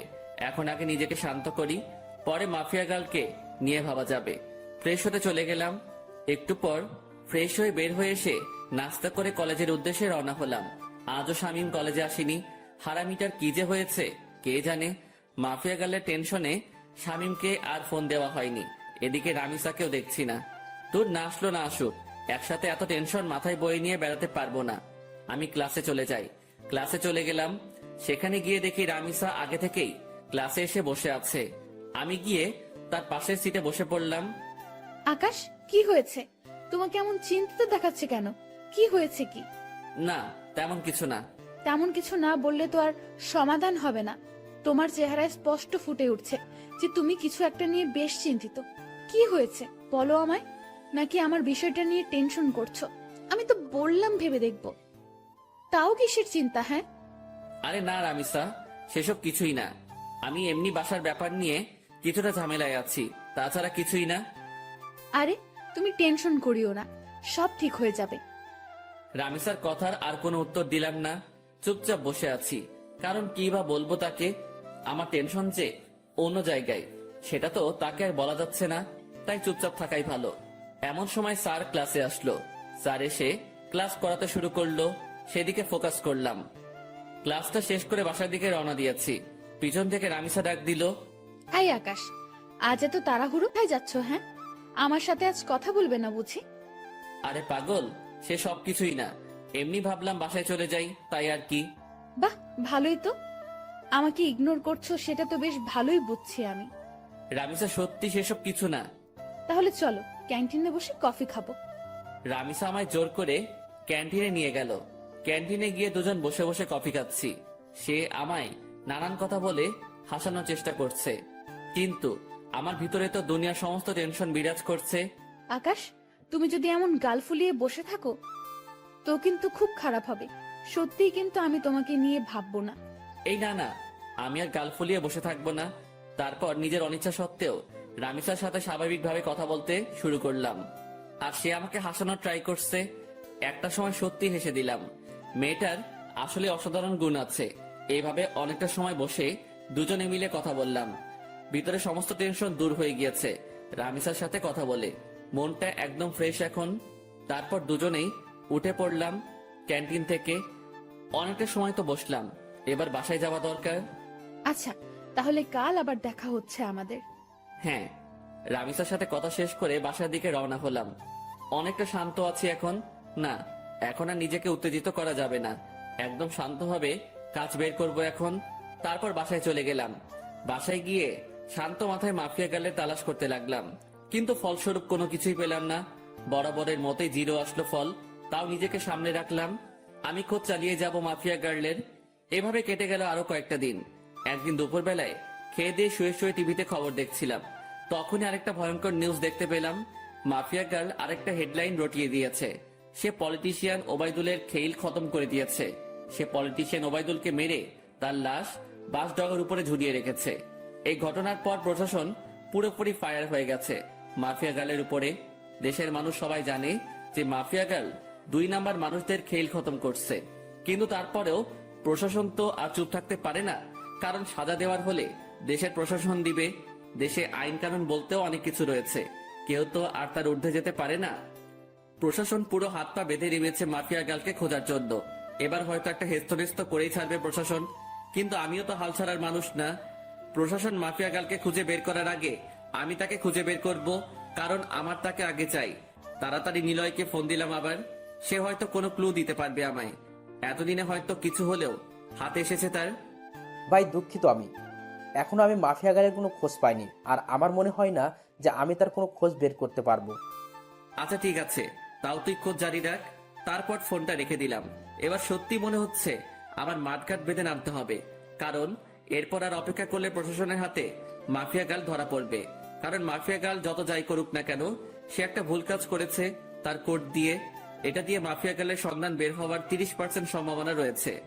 আমিও হয়তো চেষ্টা করলে বের করতে পারবো, কিন্তু আমার কাছে বর্তমানে এমন ভালো স্পিড ইন্টারনেট নাই। সো আমি আমার চাকুওয়ালা মাথা চালাবো। শান্ত মাথায় ভাবতে থাকলাম শুরু থেকে সবকিছু। আমার খোঁজ কত দূর গিয়েছে সবটাই আবার পুনরায় ভাবতে লাগলাম যে মাফিয়া গার্লের খোঁজ করায় কোনো দিকে কমতে রেখেছে কিনা, বা কোনো কিছু আমার থেকে ছুটেছে কিনা। তখন মাথায় আসলো রামিসার কথা। তাকে তো শুরুতে আমার একটু সন্দেহ হয়েছিল, কিন্তু এরপর তাকে আর ঘেটে দেখিনি। না, এবার রামিসাকে নিয়ে রিসার্চ করব, কিন্তু কোথা থেকে শুরু করব ভেবে পাচ্ছি না। এর মধ্যে মাফিয়া গার্ল আবারও লাইভে আসার ডেট দিল। হ্যাঁ পেয়েছি। এবার মাফিয়া গার্লে লাইভ করার সময় আমি রামিসার সাথে থাকবো। সে যদি মাফিয়া গার্ল হয় তাহলে তো তখন সে লাইভ করতে পারবে না, বা আমার সাথে সেই সময় থাকতে বাহানা দেখাবে। তখন সেটা দেখেই যা বোঝার বুঝে নিব। পরের দিন মাফিয়া গার্ল আগের টাইমের ন্যায় ঠিক 3টায় লাইভে আসবে বলেছে। এদিকে আমি রামিসাকে ফোন দিয়ে বলেছি যে সে যেন আগামীকাল দুপুর 3টায় আমার সাথে দেখা করে। একটা জরুরি কাজ আছে তার সাথে আমার। তাকে বিশেষ কিছু বলার আছে আমার। সে সরাসরি না করে দেয়। না, কাল দুপুর 3টায় আমার একটা বিশেষ কাজ আছে, তখন তোমার সাথে কোনোভাবেই আমি দেখা করতে পারবো না। রামিসার কথা শুনে খটকা লাগলো মনের ভিতরে। তার মানে কি আমার ধারণাই ঠিক? রামিসাই সেই ক্রিমিনাল যাকে পুরো দেশের প্রশাসন মিলে বাতি লাগিয়ে খুঁজছে। ও মাই গড, মাফিয়া গার্ল এতদিন আমার চোখের সামনে ছদ্মবেশ নিয়ে ঘুরছে, অথচ আমি তাকে চিনতেই পারিনি। না, এবার একটা হেস্তনেস্ত করতেই হবে। এবার রামিসাকে ধরার পালা এসে গেছে। মাফিয়া গার্ল এবার পালাবে কোথায় এসব নিয়ে ভাবছিলাম। ঠিক তখনই রামিসা আমাকে আবার ফোন দিয়ে বড়সড় একটা শক খাইয়ে দেয়। আচ্ছা ঠিক আছে আকাশ, আমরা কাল 3টা বাজে দেখা করব। তবে হয়তো আমার কলেজে আসা হবে না কাল, বাসায় কিছু কাজকর্ম বাকি আছে। রামিসার কথা শুনে থতমত খেয়ে গেলাম। একটু আগে সে বলল কোনোভাবেই কাল 3টায় দেখা করা সম্ভব না, আবার এখন বলছে কাল 3টায় দেখা করবে। এদিকে আমি রামিসাকে নিয়ে কত কিছু ভেবে বসলাম। তাহলে কি রামিসা মাফিয়া গার্ল না? ও আল্লাহ, মাথা পুরো জ্যাম খেয়ে আছে। মাফিয়া গার্ল যদি কাল 3টার সময় লাইভ করে আর এদিকে রামিসা আমার সাথে থাকে, তাহলে তো রামিসা মাফিয়া গার্ল না। আমার সন্দেহটা তাহলে পুরোপুরি ভুল হবে না। আর ভাবতে পারছি না আমি কি সব ঘটছে আমার সাথে। একটা সূত্র ধরে 2 কদম এগিয়ে যাচ্ছি, কিন্তু পরবর্তীতে নিরাশ হয়ে 4 কদম পিছনে চলে আসছি। মাথা পুরো আগুনের মতন গরম হয়ে আছে।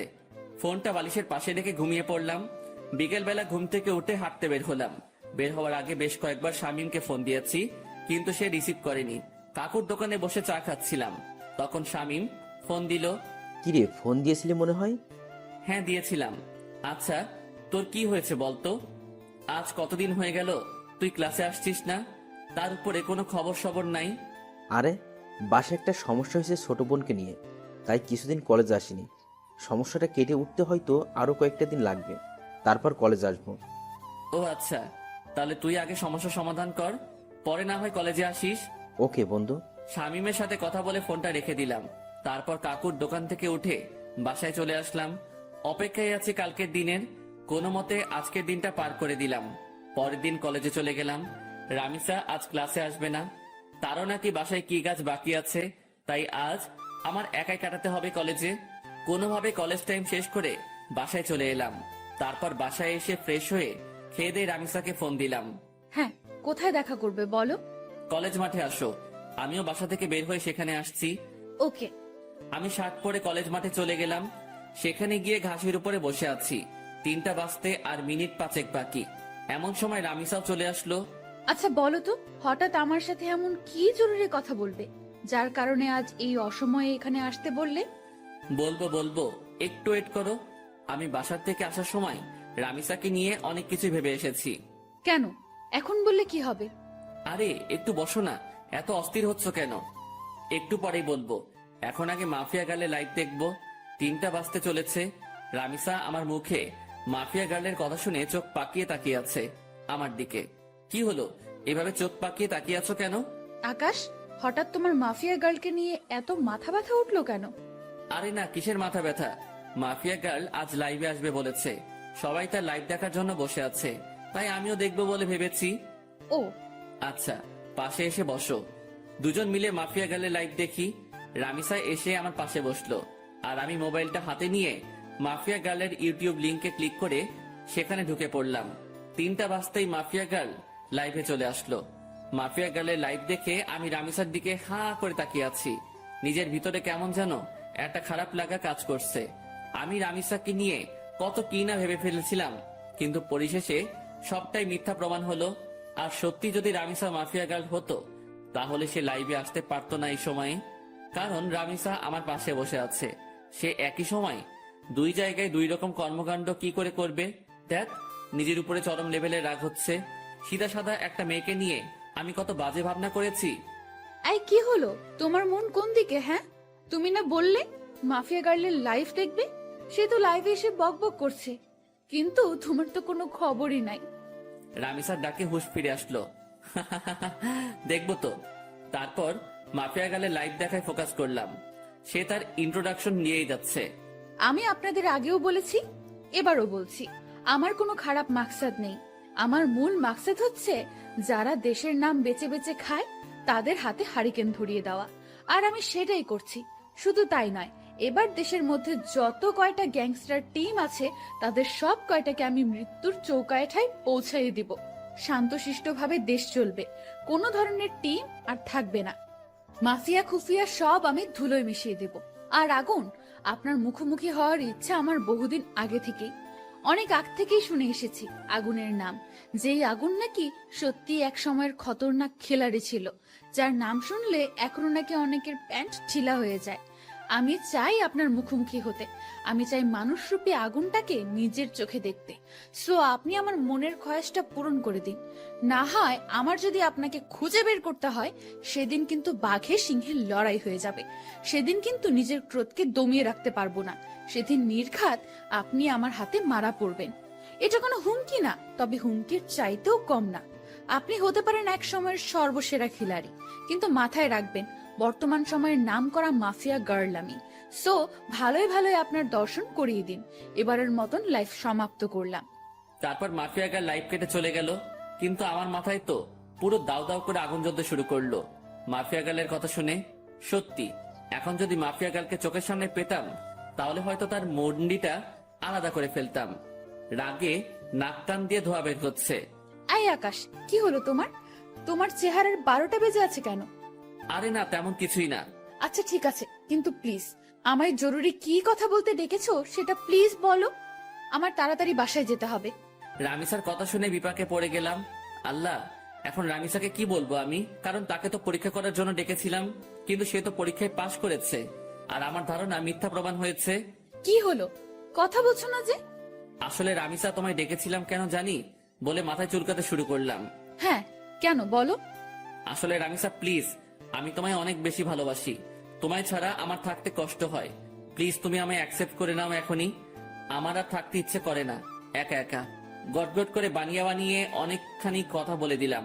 বানিয়ে বানিয়ে বলতে কথাগুলো সত্য, কারণ আসার সময় ভেবে এসেছিলাম যে রামিসা যদি মাফিয়া গার্ল না হয় তাহলে তার হাত আমি শক্ত করে সারা জীবনের জন্য ধরে বসবো। আকাশ, এটা বলতে তুমি আমাকে এখানে ডেকেছো? হ্যাঁ, আমি না তোমায় বললাম যে আমার সময় চাই?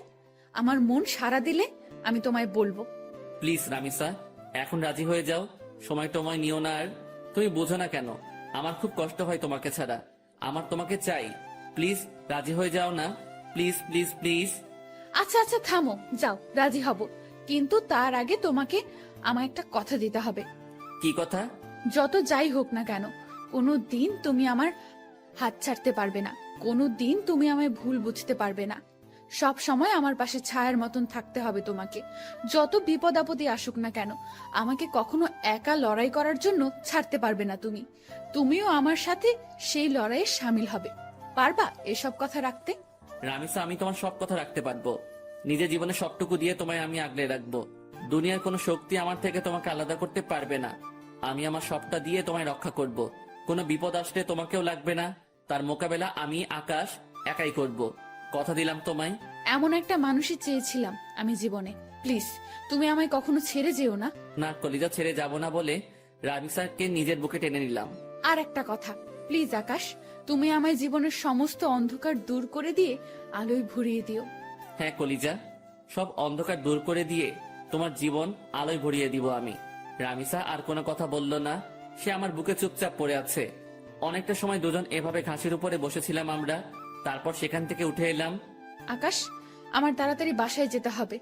আচ্ছা চলো, তোমায় ছেড়ে দিয়ে আসি। না, তা লাগবে না, তুমি বাসায় চলে যাও, আমি একা একা যেতে পারবো। আচ্ছা ঠিক আছে। তারপর রামিসাকে গাড়িতে তুলে দিয়ে আমি বাসায় চলে এলাম। খুব খুশি লাগছে আজকে। বাসায় এসে হাত মুখ ধুয়ে কিছু খেয়ে নিলাম। তারপর ফোনটা হাতে নিয়ে শুয়ে শুয়ে ফেসবুকিং করছি। তখনই লক্ষ্য করলাম কেউ একজন আবারও আমার ফেসবুক আইডি হ্যাক করার চেষ্টা করছে। আমি শিওর যে এটা মাফিয়া গার্লের কাজ। মেজাজটা আবারও বিগড়ে গেল। এই মাফিয়া গার্লকে পেলে যে আমি কি করব তা আল্লাহ ভালো জানে। কিন্তু দুঃখের বিষয়, তাকে তো আমি ধরতেই পারছি না। তখন একটা বুদ্ধি মাথায় আসলো। সাথে সাথে ফেসবুক থেকে সমস্ত সিকিউরিটি হাটিয়ে ফেললাম আমার। এবার আমি মন থেকে চাইছি যে মাফিয়া গার্ল আমার আইডি হ্যাক করুক। কারণ গতবার যখন মাফিয়া গার্ল আমার আইডি হ্যাক করে তখন তার থেকে আমি আইডি উদ্ধার করার সময় একটা জিনিস লক্ষ্য করেছিলাম, যে লগিং এন্ড সিকিউরিটিতে ব্রাউজারের লোকেশন এক একবার এক এক জায়গায় দেখাচ্ছিল। কতক্ষণ ফিনল্যান্ড, কতক্ষণ সুইজারল্যান্ড, কতক্ষণ ফিলিস্তিন। মোট কথা সেকেন্ড 2 বার তার লোকেশন পরিবর্তন হচ্ছিল। কিন্তু তখন আমি একটা বোকামো করেছিলাম। আমি চাইলে তখনই তার লোকেশন বের করতে পারতাম, কারণ যেই ভিপিএন দিয়ে সে তার লোকেশন পরিবর্তন করছে সেটা এক সময় গিয়ে তার অরিজিনাল লোকেশন দেখায়। আর সে যেহেতু বাংলাদেশের, সেখানে একবার হলেও বাংলাদেশের লোকেশন দেখাবে। হ্যাঁ, এবার এই সুযোগটাই কাজে লাগবো। সে আমার আইডি হ্যাক করে যখনই আইডিতে প্রবেশ করবে তখনই তার লোকেশন আমি বের করে ফেলবো। তাই আইডির সিকিউরিটি একটু কমিয়ে দিলাম, কিন্তু এতটাও কমাইনি যে সে পুরোপুরি আমার অ্যাকাউন্ট তার আয়ত্তে করে নিবে। সিকিউরিটি কমিয়ে মাফিয়া গার্লের জন্য অপেক্ষা করতে লাগলাম, কিন্তু সে এবার আমার আইডি হ্যাক করলো না। রাত 12টা পর্যন্ত অপেক্ষা করলাম, কিন্তু সে আমার আইডির দিকে ফিরেও তাকায়নি। কিন্তু আমি শিওর যে সে রাতে আমার আইডি হ্যাক করার ট্রাই করবে। ওকে বাছাধন, তুমি রাতে ট্রাই করিও, আমি সকালবেলা এসে খেলা দেখাবো। এখন ঘুমাতে চললাম। তারপর মোবাইলটা বালিশের পাশে রেখে ঘুমিয়ে পড়লাম। সকালবেলা ঘুম থেকে উঠে মোবাইলটা হাতে নিয়ে দেখি মাফিয়া গার্ল আমার আইডি হ্যাক করে নিয়েছে। এবার পালাবি কোথায় মাফিয়া গার্ল তুই? এবার খেলা দেখাবো তোকে। অনেক কষ্টের বিনিময়ে মাছ জালে আটকা পড়েছে। এবার আর ছাড়াছাড়ি নাই, ছাই দিয়ে হলেও তাকে ধরবো এবার আমি। পাগলের সাথে পাগলামি না করলে তার চাল বোঝা যায় না, আর আমিও সেটা করেছি। এজন্যই বাবা তোমার জন্য স্পেশালি একটা গান বানিয়েছে, যে বাবা তোমার দরবারে সব পাগলের খেলা। তাড়াতাড়ি করে লোকেশন চেক করলাম, যেমনটা ভেবেছিলাম ঠিক তেমনটাই হয়েছে। লোকেশন প্রতি সেকেন্ডে 2 বার করে কানটি পরিবর্তন করছে। চোখ পাকিয়ে তাকিয়ে আছি লোকেশনের দিকে। একটা সময় গিয়ে বাংলাদেশের এক্স্যাক্টলি লোকেশনটা দেখালো। লোকেশন দেখে তো আমার মাথায় পুরো বাজ পড়ছে মতন অবস্থা। লোকেশন রামিসার এরিয়ায় দেখাচ্ছে, তার মানে রামিসাই সেই ক্রিমিনাল। সরি, রামিসা না ঈশিতা। কিন্তু আমার একটা জিনিস মাথায় কাজ করছে না, যে সে তার সমস্ত আইডেন্টিটি কেন হাইড করেছে, আর কেনই বা এই পথে নেমেছে সে। না, আমি আর ভাবতে পারছি না রামিসা কি করে এত বড় মাপের খেলা খেললো। আমার তো মাথায় কিছুই খেলছে না। আর ওই এলাকাতে তো এমন কেউ নাই যাকে আমার সন্দেহ হয়। যাকে সন্দেহ হয় সে একমাত্র রামিসা। এবার আবার পুরোপুরি সন্দেহ দূর হয়ে গেল। 99% শিওর হয়ে গেলাম রামিসাই সে মাফিয়া গার্ল। এবার খালি রামিসার মুখ থেকে শোনা বাকি। তাড়াতাড়ি উঠে ফ্রেশ হয়ে নাস্তা করে সেই লোকেশনে চলে গেলাম। আজ হয়তো আর কলেজে যাওয়া হবে না। সেখানে গিয়ে চিরুনি তল্লাশি চালালাম। ঠিক তখনই রামিসা আমায় ফোন দিল। আকাশ, কোথায় তুমি? আজ কি কলেজে আসবে না? হয়তো আসবো না, কারণ বিশেষ একটা কাজে এসেছি একটা জায়গায়। কিসের বিশেষ কাজ আকাশ? মাফিয়া গার্লকে ধরে ফেলেছি আমি। কি আকাশ, কি সব বলছো তুমি উল্টাপাল্টা? হ্যাঁ, তোমার কি মাথা ঠিক আছে? হ্যাঁ, আমার মাথা ঠিক আছে। মাফিয়া গার্লকে দেখার অনেক দিনের ইচ্ছা আমার। আমি তাকে ধরতে সক্ষম হয়েছি। আকাশ, আমি বারণ করছি, তুমি কোনো মাফিয়া টাফিয়া গার্লের পেছনে ছুটবে না। সে অনেক খতরনাক, যে কোনো সময় তোমার ক্ষতি করে দেবে সে। রামিসা বাবুনি, আমায় নিয়ে তুমি ভয় পেও না। আমিও এতটা কাঁচা খেলোয়াড় না। আকাশ, আমি তোমায় বারণ করেছি, তো সব কিছুই তুমি করতে যাবে না। আর তুমি এখন যেখানেই আছো সেখান থেকে সোজা কলেজে আসবে। ওকে, ঠিক আছে। তারপর ফোনটা রেখে দিয়ে রামিসার এলাকা থেকে কলেজে চলে গেলাম। যদিও কলেজে যাচ্ছি, কিন্তু ক্লাস আর করা হবে না, কারণ কলেজ করার প্রিপারেশন নিয়ে ঘর থেকে বের হইনি আমি। তাই আজ ক্লাস করব না। কলেজে গিয়ে রামিসার সাথে কথা বলে চলে আসব। কলেজের সামনে পৌঁছে গিয়েছি প্রায়। ভিতরটা ধুপধুপ করছে। আমি কি সরাসরি রামিসাকে জিজ্ঞেস করব, নাকি চুপচাপ হয়ে থাকব, সেটা নিয়ে দ্বিধাদ্বন্দ্বে আছি। কারণ জিজ্ঞেস করলে যদি সে স্বীকার না করে, কিন্তু আমার তো তার মুখ থেকে সমস্ত সত্যিটা জানা চাই। অনেকটা সময় ভেবে একটা সিদ্ধান্ত নিলাম, না, কিছুই জিজ্ঞেস করব না। মোটামুটি যখন শিওর আমি, তখন আরেকটু সময় অপেক্ষা করি। তারপর মাস নিজেই বড়শিতে এসে ধরা দিবে। কলেজে চলে এসেছি। রিক্সা থেকে নেমে ভাড়া পে করে ভিতরে চলে গেলাম। ক্লাস শুরু হয়ে গিয়েছে, কিন্তু রামিসা এখনো ক্লাসে যায়নি। সেই গেটের সামনে দাঁড়িয়ে আছে আমার জন্য। আসতে এত সময় লাগে তোমার? হ্যাঁ, আরে রিক্সা পেতে একটু দেরি হয়ে গিয়েছিল। হয়েছে, চলো এবার। কোথায় যাব? আর তুমি ক্লাসে যাওনি কেন? আজ ক্লাস করব না, তোমার সাথে বসে বসে আড্ডা দিব। আচ্ছা চলো। দুজনে গিয়ে কলেজের পাশে একটা ফাঁকা জায়গা আছে, সেখানে গিয়ে বসলাম। রামিস আমার কাঁধে মাথা রেখে হেলান দিয়ে বসে আছে। আকাশ প্লিজ, তুমি মাফিয়া গার্লের খোঁজ করা ছেড়ে দাও। আমি শুনেছি সে অনেক খতরনাক। সে যদি তোমার ক্ষতি করে দেয়, প্লিজ তুমি মাফিয়া গার্লের খোঁজ করা ছেড়ে দাও। আর তাছাড়া সে তো দেশের ভালোর জন্যই সব করছে, বলো। রামিসার কথা শুনে হাসবো না কাঁদবো সেটা বুঝে উঠতে পারছি না। তবে রামিসার কথা শুনে আরো সিউরিটি পেয়ে গেলাম যে মাফিয়া গার্লকে। কারণ যেই মেয়ে মাফিয়া গার্লের টপিক বাদ দিতে চাইতো সব সময়, সে আজ খুঁটে খুঁটে মাফিয়া গার্লের প্রসঙ্গ ওঠাচ্ছে। রামিসার সমস্যা কোথায় সেটা আমার বুঝতে বাকি নেই। আর তাছাড়া মাফিয়া গার্লকে তো আমি খুঁজে বের করে ফেলেছি। সে এখন আমার কাঁধে মাথা রেখে শুয়ে আছে। রামিসা হয়তো ভাবছে মাফিয়া গার্লকে, সেটা জানতে এখন আমার বাকি আছে। আমি যে মাফিয়া গার্লকে ধরে ফেলেছি সেটা সে এখনো বুঝতে পারেনি। সে ভেবেছে ফেক কাউকে ধরেছি আমি, না হয়তো তাকেই ধরতাম। আর আমি তখন ইচ্ছে করেই ফোন করে মাফিয়া গার্লের কথা তুলেছি, যাতে করে রামিসা রিয়াকশন করে। আর রামিসা সেটাই করলো। এই আকাশ, কি ভাবছো? হ্যাঁ, আমি তোমায় এতটা সময় কি বললাম? হ্যাঁ শুনছি তো। প্লিজ তুমি মাফিয়া গার্লের খোঁজ করা ছেড়ে দাও। তাকে খোঁজ করতে গেলে তুমিই মারা পড়বে। সে একটা খতরনাক ব্র্যান্ড। রামিসা, তুমি টেনশন নিও না, আমি মাফিয়া গার্লের আর খোঁজ করব না। মনে মনে বললাম, খোঁজ তো পেয়েই গেছি, আর হাসির রহস্য কি সেটা তো আমি না জানি। এই তো আমার বাবুন, তোমাকে। আচ্ছা একটা কথা, তখন যে তুমি আমাকে বললে যে তুমি মাফিয়া গার্লকে ধরে ফেলেছো, তুমি কি সত্যিই ধরেছো তাকে? আরে রামিসা, তুমি কি পাগল? হ্যাঁ, মাফিয়া গার্লের মতন খাতারনাক খিলাড়িকে আমি কি করে ধরবো? যেখানে তাকে সারা দেশের প্রশাসন মিলে ধরতে পারিনি, সেখানে তাকে আমি ধরবো? হ্যাঁ, আমি তো মজা করেছি। আকাশ, তুমি না অনেক দুষ্ট হয়ে গেছো। সে আজ নতুন না, আগ থেকেই দুষ্ট আমি। আমার কথা শুনে রামিসা ফিক করে হেসে দিল। রামিসার চেহারার 12টা বেজেছিল এতটা সময়, কিন্তু এখন হুট করেই আমার কথা শুনে তার চেহারায় হাসি রেখা ফুটে উঠেছে। কারণ সে ভেবেছে সত্যি হয়তো মাফিয়া গার্লকে সেটা আমি জেনে গেছি, কিন্তু এখন আমার কথা শুনে বুঝেছে যে আমি মজা করেছি। তবে সত্যিটা কিন্তু ভিন্ন, মাফিয়া গার্লের তালাশ আমি পেয়ে গেছি। দেখো, আবারও চুপচাপ হয়ে গেছে ছেলেটা। এই, তোমার কি হয় হ্যাঁ মাঝে মাঝে? আরে না, তেমন কিছু না। তেমন কিছু না হলেই ভালো। আচ্ছা আকাশ, একটা কথা বলো তো, আমাদের ফিউচার নিয়ে কিছু ভেবেছো তুমি? হ্যাঁ, অনেক কিছু ভেবেছি আমি। পড়ালেখা শেষ হলেই আমরা বিয়ে করে নিব। Love you Akash. Love you too Ishita. এই কি বললো তুমি? না না, কিছু না। ঈশিতা নামটা শুনতেই রামিসা চমকে উঠল। সরি রামিসা, আসলে ভুল করে অন্য নাম বের হয়েছে মুখ দিয়ে। ও আচ্ছা, চলো এবার উঠি আমরা, অনেকটা সময় তো বসলাম। হ্যাঁ চলো। তারপর সেখান থেকে উঠে দুজন দুজনের বাসায় চলে এলাম। কিন্তু একটা জিনিস আমার এখনো চোখে বাড়ি খাচ্ছে। যখনই ঈশিতা নামটা বলেছি, তখনই রামিসার চোখ কপালে উঠে গিয়েছিল, আর তার পরক্ষণে সে চলে যাওয়ার জন্য পাড়াপাড়ি শুরু করে দেয়। রামিসার হতাশাগ্রস্ত চেহারায় কিন্তু আমাকে পুরোপুরি ক্লিয়ার করে দেয় তার ভয়ঙ্কর ডার্কনেস সম্পর্কে।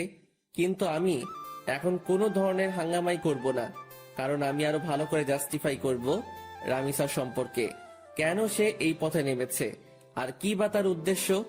সাথে সাথে নিলয়কে ফোন দিলাম। নিলয়, আমি কি বলি মন দিয়ে শোন। হ্যাঁ ভাই বলেন। শোন, আমি মাফিয়া গার্লকে ধরে ফেলেছি। কি ভাই, আপনি সত্যি ধরে ফেলেছেন? হ্যাঁ, আমি মাফিয়া গার্লকে ধরে ফেলেছি, তাই তোকে ফোন দিয়েছি। শোন, তোকে একটা কাজ করতে হবে এখন। কি কাজ ভাই? মাফিয়া গার্লের কিছু ডিটেলস তোকে আমি দিচ্ছি, তুই সেই অনুযায়ী তার সম্পর্কে তালাশ করে বের করবি যে সে কেন এই পথে নেমেছে। আচ্ছা ভাই। কিন্তু শোন, এই কথা যেন কারোর কানে না যায়, বিষয়টা যেন তোর আর আমার মাঝে থাকে। ওকে ভাই। নিলয়কে রামিসার হালকা পাতলা কিছু তথ্য দিলাম, যাতে করে সে রামিসার সম্পর্কে খোঁজ বের করতে পারে। এদিকে আমিও খোঁজ চালাচ্ছি রামিসাকে নিয়ে। এভাবে 2-3টা দিন কেটে গেল। 4 দিনের মাথায় নিলয় আমাকে ফোন দেয়। ভাই ভয়ঙ্কর কিছু তথ্য হাতে এসেছে। কি তথ্য? ভাই মাফিয়া গালের একটা ছোট ভাই ছিল, যার নাম ছিল রাফসান। আপনি কি তাকে চেনেন বা জানেন? তখনই ঈশিতার ছোট ভাইয়ের কথা মনে পড়ল, যার নামও ছিল রাফসান। কলেজ লাইফে যখন ঈশিতার সাথে চলাফেরা ছিল, তখন সে রাফসানকেও মাঝে মাঝে কলেজে নিয়ে আসতো ঘোরার জন্য। আবার মাঝে মাঝে কোনো জায়গায় ঘুরতে গেলেও তাকে সাথে নিয়ে যেত। আমার জন্মদিনে যখন রামিসাকে ইনভাইট করি, তখন রামিসা তার ছোট ভাই রাফসানকে সাথে করে নিয়ে এসেছিল। তাকে আমি বেশ ভালো করে চিনি। হ্যাঁ নিলয়, চিনি। কিন্তু কেন বলতো? ভাই রাফসান নাকি এই শহরের কোনো একটা কলেজে পড়াশোনা করত। একদিন সে কলেজে শেষ করে বাড়ি ফেরার সময় তার বাসার নিচে কয়েকটা ছেলেকে মাদক কেনাবেচা করতে দেখে। তখন সে পুলিশকে খবর দিয়ে তাদেরকে ধরিয়ে দেয়। ছেলেগুলো নাকি রাফিদের ছেলে ফেলেছিল, তাই রাফিদের জেদ উঠে যায় রাফসানের ওপরে। তাই সে থানার ওসিকে টাকা খাটিয়ে উল্টো মাদক দ্রব্য দিয়ে রাফসানকে ধরিয়ে দেয়। শুধু তাই নয়, রাফসানকে পুরো গুম করে ফেলার জন্য কন্টাক্ট হয় ওসির সাথে। ওসি তাই করে, সে রাফসানকে জঙ্গলে নিয়ে গিয়ে ব্রাশ ফায়ার করে মেরে ফেলে। আর মাফিয়া গাল যেই ওসিকে মারে বিভৎসভাবে, ওই ওসি সেই ওসি যে রাফসানাকে মেরেছিল। মাফিয়া গাল হয়তো তার ভাইয়ের প্রতিশোধ নেওয়ার জন্য এমন পন্থা অবলম্বন করেছে। নিলয়ের কথা শুনে বুকের ভিতর দাউ দাউ করে আগুন জ্বলতে শুরু করলো। তাহলে তো মাফিয়া গার্ল যা করছে সবটাই ঠিক করছে। আচ্ছা ঠিক আছে নিলয়, এবার ফোন রাখলাম। ফোনটা রেখে দিয়ে চুপচাপ বসে আছি। মাথার রক পুরো চটে গেছে নিলয়ের কথা শুনে। না, আজকের পর রামিসাকে আমি আড়াল থেকে পুরোপুরি সাপোর্ট করব, কারণ ভাই মরেছে, সেই কষ্ট তারই হয়েছে, কেউ তার কষ্টের ভাগ নেয়নি, তাই তো সে এমন ভয়ঙ্কর রূপ ধারণ করেছে। রামিসা, তুমি যা করেছো একদম ঠিকই করেছো। আজকের পর আমি আকাশ বেঁচে থাকতে দেখবো তোমার গায়ে কে হাত দেয়। সব কয়টার হাত আমি শরীর থেকে আলাদা করে ফেলবো।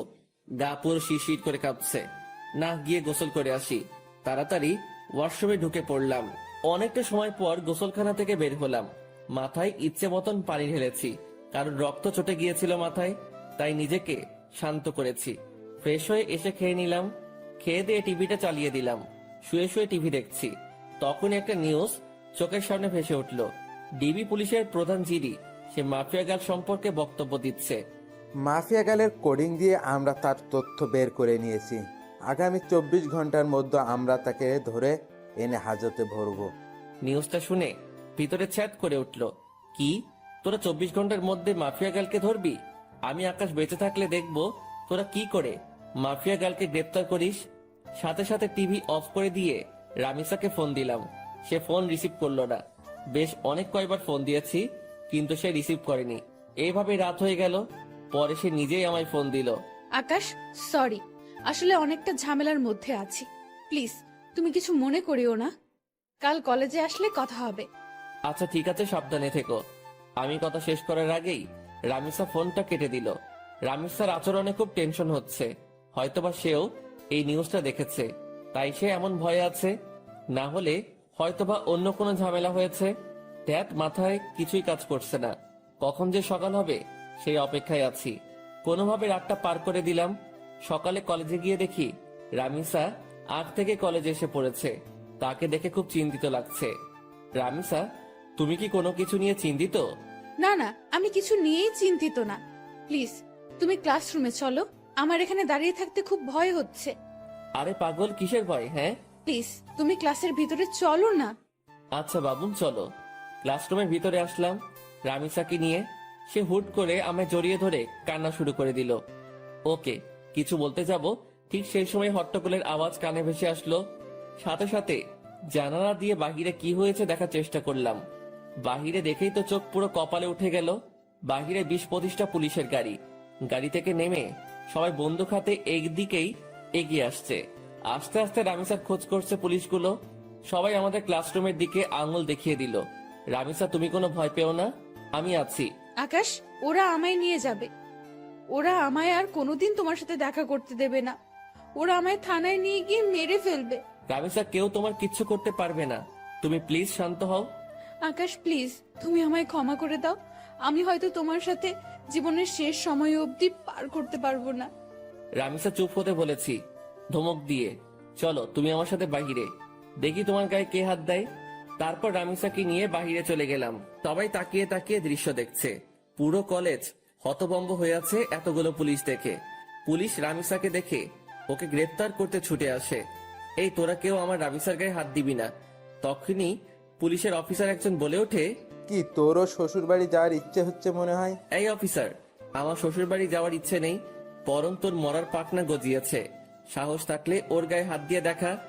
আমার মুখে ধারালো কথা শুনে সমস্ত পুলিশ আমার দিকে গুলি তাক করে ধরে। বেটা, দেখি খুব বড় বড় কথা বলছিস। শোন, বেশি উড়াউড়ি ভালো না। আমি যদি একবার বলি তাহলে সবাই গুলির বুলেটগুলো তোর পেটের মধ্যে পুড়ে দিবে আর তুই ঝাঁঝরা হয়ে যাবি। হাসালি রে ভাই, এই ঘুষখোরের বাচ্চা, কান খুলে শুনে রাখ। এখানে তো কিছু সংখ্যক পুলিশ মাত্র তোরা। সারা শহরের সবকটা পুলিশ মিলেও যদি একত্রে হয়ে আসিস, তাও তোরা এই আকাশের বালো ফালাইতে পারবি না। কারণ তোদের সামনে যে দাঁড়িয়ে আছে সে সাদা সিধা একটা ছেলে আকাশ, কিন্তু তার ভিতরে ভয়ঙ্কর যেই হায়নাটা লুকিয়ে আছে তার নাম হচ্ছে আগুন। আকাশের মুখে আগুন নামটা শুনে পুলিশের অফিসার ভয়ে কয়েক কদম পিছনে চলে যায়। আর আকাশের পাশে যে পুলিশগুলা ছিল তারা দৌড়ে আকাশের পাশ থেকে সরে যায়। সবাই যেন কোন এক ভয়ঙ্কর হায়নার সামনে পড়ে গেছে, যার রক্তের নেশা একবার উঠলেই পুরো দুনিয়াদারি শ্মশানঘাট বানিয়ে ফেলবে। এই ঘুষখোরের বাচ্চা, কান খুলে শুনে রাখ। এখানে তো কিছু সংখ্যক পুলিশ মাত্র তোরা। সারা শহরের সব কয়টা পুলিশ মিলেও যদি একত্রে হয়ে আসিস, তাও তোরা এই আকাশের বালু ফালাইতে পারবি না। কারণ তোদের সামনে যে দাঁড়িয়ে আছে সে সাদাসিধা একটা ছেলে আকাশ, কিন্তু তার ভিতরে ভয়ঙ্কর যেই হায়নাটা লুকিয়ে আছে তার নাম হচ্ছে আগুন। আকাশের মুখে আগুন নামটা শুনে পুলিশের অফিসার ভয় কয়েক কদম পিছনে চলে যায়, আর আকাশের পাশে যে পুলিশগুলো ছিল তারা দৌড়ে আকাশের পাশ থেকে সরে যায়। সবাই যেন কোনো এক ভয়ঙ্কর হায়নার সামনে পড়ে গেছে, যার রক্তের নেশা একবার উঠলেই পুরো দুনিয়াদারি শ্মশানঘাট বানিয়ে ফেলবে। পুলিশের অফিসার কাঁপতে কাঁপতে আকাশকে জিজ্ঞেস করে, আপনি যে আগুন, তার প্রমাণ কি? আপনি তো আমাদের ভয়ও দেখাতে পারেন। শোন, আমি আগুনের নাম ব্যবহার করে তোদেরকে ভয় দেখাবে এমন কোন বাপের বেটা এখনো পয়দা হয় নাই। আর নকল নাম ব্যবহার করা তো দূরের কথা। আর তোদের যদি বিশ্বাস না হয় তোদের একটা ডেমো দেখাচ্ছি। পকেট থেকে ফোনটা বের করে প্রাইম মিনিস্টারকে ফোন কর, আর তাকে জিজ্ঞেস কর যে 2017 সালের 2 ফেব্রুয়ারিতে কি হয়েছিল, আর তার চোখের সামনে গুনে গুনে কয়টা লাশ মাটিতে ফেলেছিলাম আমি। এই ঘটনার সাক্ষী একমাত্র prime minister.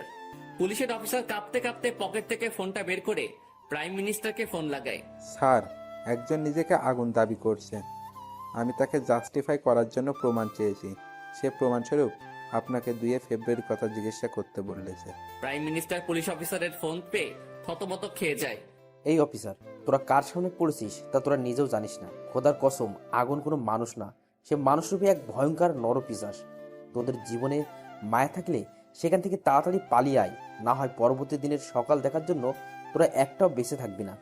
Police officer prime মিনিস্টারের কথা শুনে সোজা দৌড়ে গাড়িতে উঠে পড়ে। তার শরীরের কম্পন যেন আরো দ্বিগুণ হয়ে গিয়েছে, আর তার এখন একটাই মাকসাদ, সে তার নিজের জীবন বাঁচাবে আগে। মাফিয়া গার্ল জাগ গোল্লায় পুলিশ অফিসার নিজে গাড়ি ড্রাইভ করে সেখান থেকে পালিয়ে চলে যায়। পুলিশ অফিসারের দেখা দেখি বাকি সবাইও তাড়াতাড়ি সেখান থেকে অবস্থান ত্যাগ করে, আর কলেজের সবাই চোখ বড় বড় করে আকাশের দিকে তাকিয়ে আছে। তাদের যেন বিশ্বাসই হচ্ছে না যে তারা আগুনকে নিজের স্বচক্ষে দেখছে। রামিসাও পুরোপুরি অবাক। এই, তোমরা সবাই দাঁড়িয়ে দাঁড়িয়ে কি দেখছো? হ্যাঁ, যাও যে যার ক্লাসে যাও।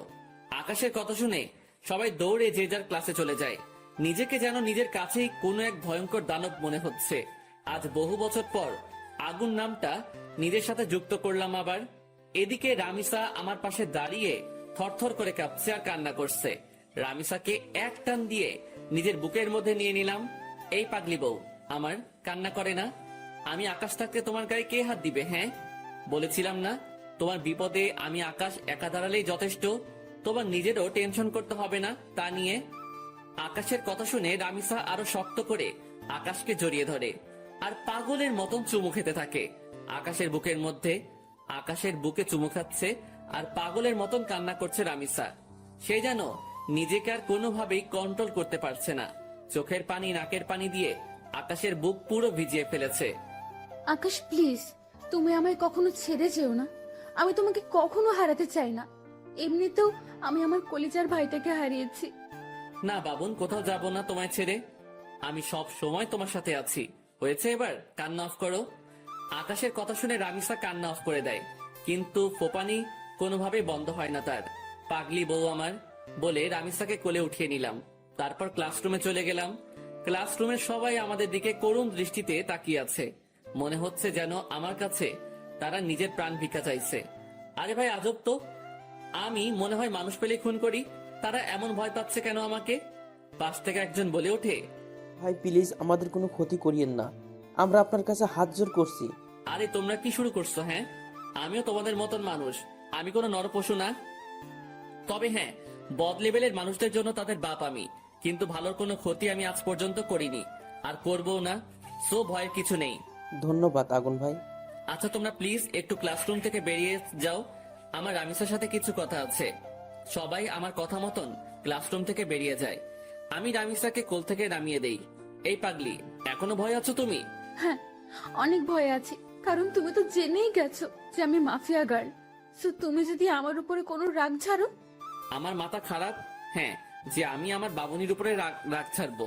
তবে হ্যাঁ, সত্যি বলতে তোমার উপরে অনেক রাগ জমেছিল আমার, কিন্তু সেসব আর নেই, কারণ তোমার এই পথে আসার রিজন আমি জেনে গেছি। কিন্তু একটা কথা বলো তো, যে তুমি এত কিছু করলে কি করে? সেদিন যখন 3টার সময় তোমার সাথে আমি বসেছিলাম, কিন্তু অন্যদিকে মাফিয়া গার্লের লাইফ চলছিল কি করে? সেদিন তুমি যখন বলো আমায় যে তুমি 3টার সময় আমার সাথে দেখা করতে চাও, তখন শুরুতে আমি বারণ করি, কিন্তু পরে ঠিকই হ্যাঁ বলি, কারণ তুমি আমায় সন্দেহ করেছিলে, সেটা আমি বুঝতে পারছিলাম।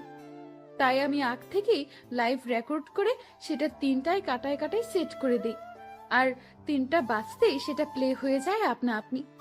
ও বাপরে বাপ, কি মাথা তোমার! আচ্ছা, তা না হয় বুঝলাম, কিন্তু তুমি আমার আইডি কেন হ্যাক করতে উঠে পড়ে লেগেছিলে? আর কি করেই বা জানলে যে আমি মাফিয়া গার্লের তালাশ করেছি? তুমি আর শামীম একদিন নদীর পাড়ে বসে বসে আমাকে নিয়ে কথা বলছিলে, আর সাইডে আমি ল্যাপটপ নিয়ে বসেছিলাম। তখন তোমাদের কথা আমার কাছে আসে, তাই তোমার আইডি হ্যাক করে তোমার শিক্ষা দিতে চেয়েছিলাম, কিন্তু পরে দেখি তুমি আমার থেকেও বড় ধরনের খেলোয়াড়।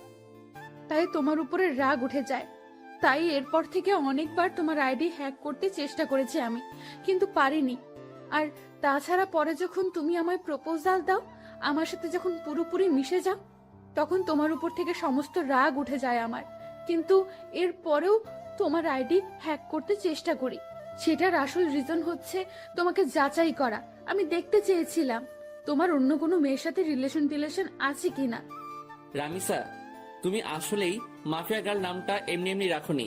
তোমার কাজ বারে বারের সাথে সত্যি নামটার পুরোপুরি মিল রয়েছে। তুমিও তো কম না, কত বড় মাপের মাফিয়া তুমি। তোমার নাম জানে না এমন কেউ নেই। আমার কথা বাদ দাও, আগে তোমারটা বলো, কারণ মাথায় তোমাকে নিয়ে অনেক কয়টা জটলা পেকে আছে। আচ্ছা, তুমি তোমার পুরো আইডেন্টিটি পরিবর্তন কেন করলে? তোমার নাম, চেহারা সবকিছুই কেন হাইড করলে? আর তুমি তো আমার সাথে আগে চলাফেরা করেছো, তুমি তো চাইলে শুরুতে এসে আমার সাথে মিশতে পারতে। আমি প্রতিশোধ নেওয়ার জন্য সব রকমের আইডেন্টিটি মুছে ফেলেছি, আর চেহারা পরিবর্তন না করলে অনেক আগেই ধরা খেয়ে যেতাম। তাই চেহারাও পরিবর্তন করে ফেলেছি। তবে হ্যাঁ, তোমার সাথে আমার আগে থেকেই চলাফেরা ছিল, কিন্তু আমি চাইনি কোনো রিস্ক নিতে। কারণ কারণ এসব করাকালীন যার সাথেই আমার চলাফেরা থাকবে সেই আমায় সন্দেহ করবে, তাই নিজেকে গুটিয়ে রেখেছিলাম। কিন্তু পরবর্তীতে আর পারলাম না, তোমার ভালোবাসায় আটকে গেলাম। হয়তো এটাই আমার সবচাইতে বড় দুর্বলতা হয়ে দাঁড়িয়েছে। দুর্বলতা না, এটাই তোমার কমজোরি ছিল। কারণ তুমি যে মাফিয়া গার্ল সেটা আমি বহু আগে থেকেই জেনে গেছি।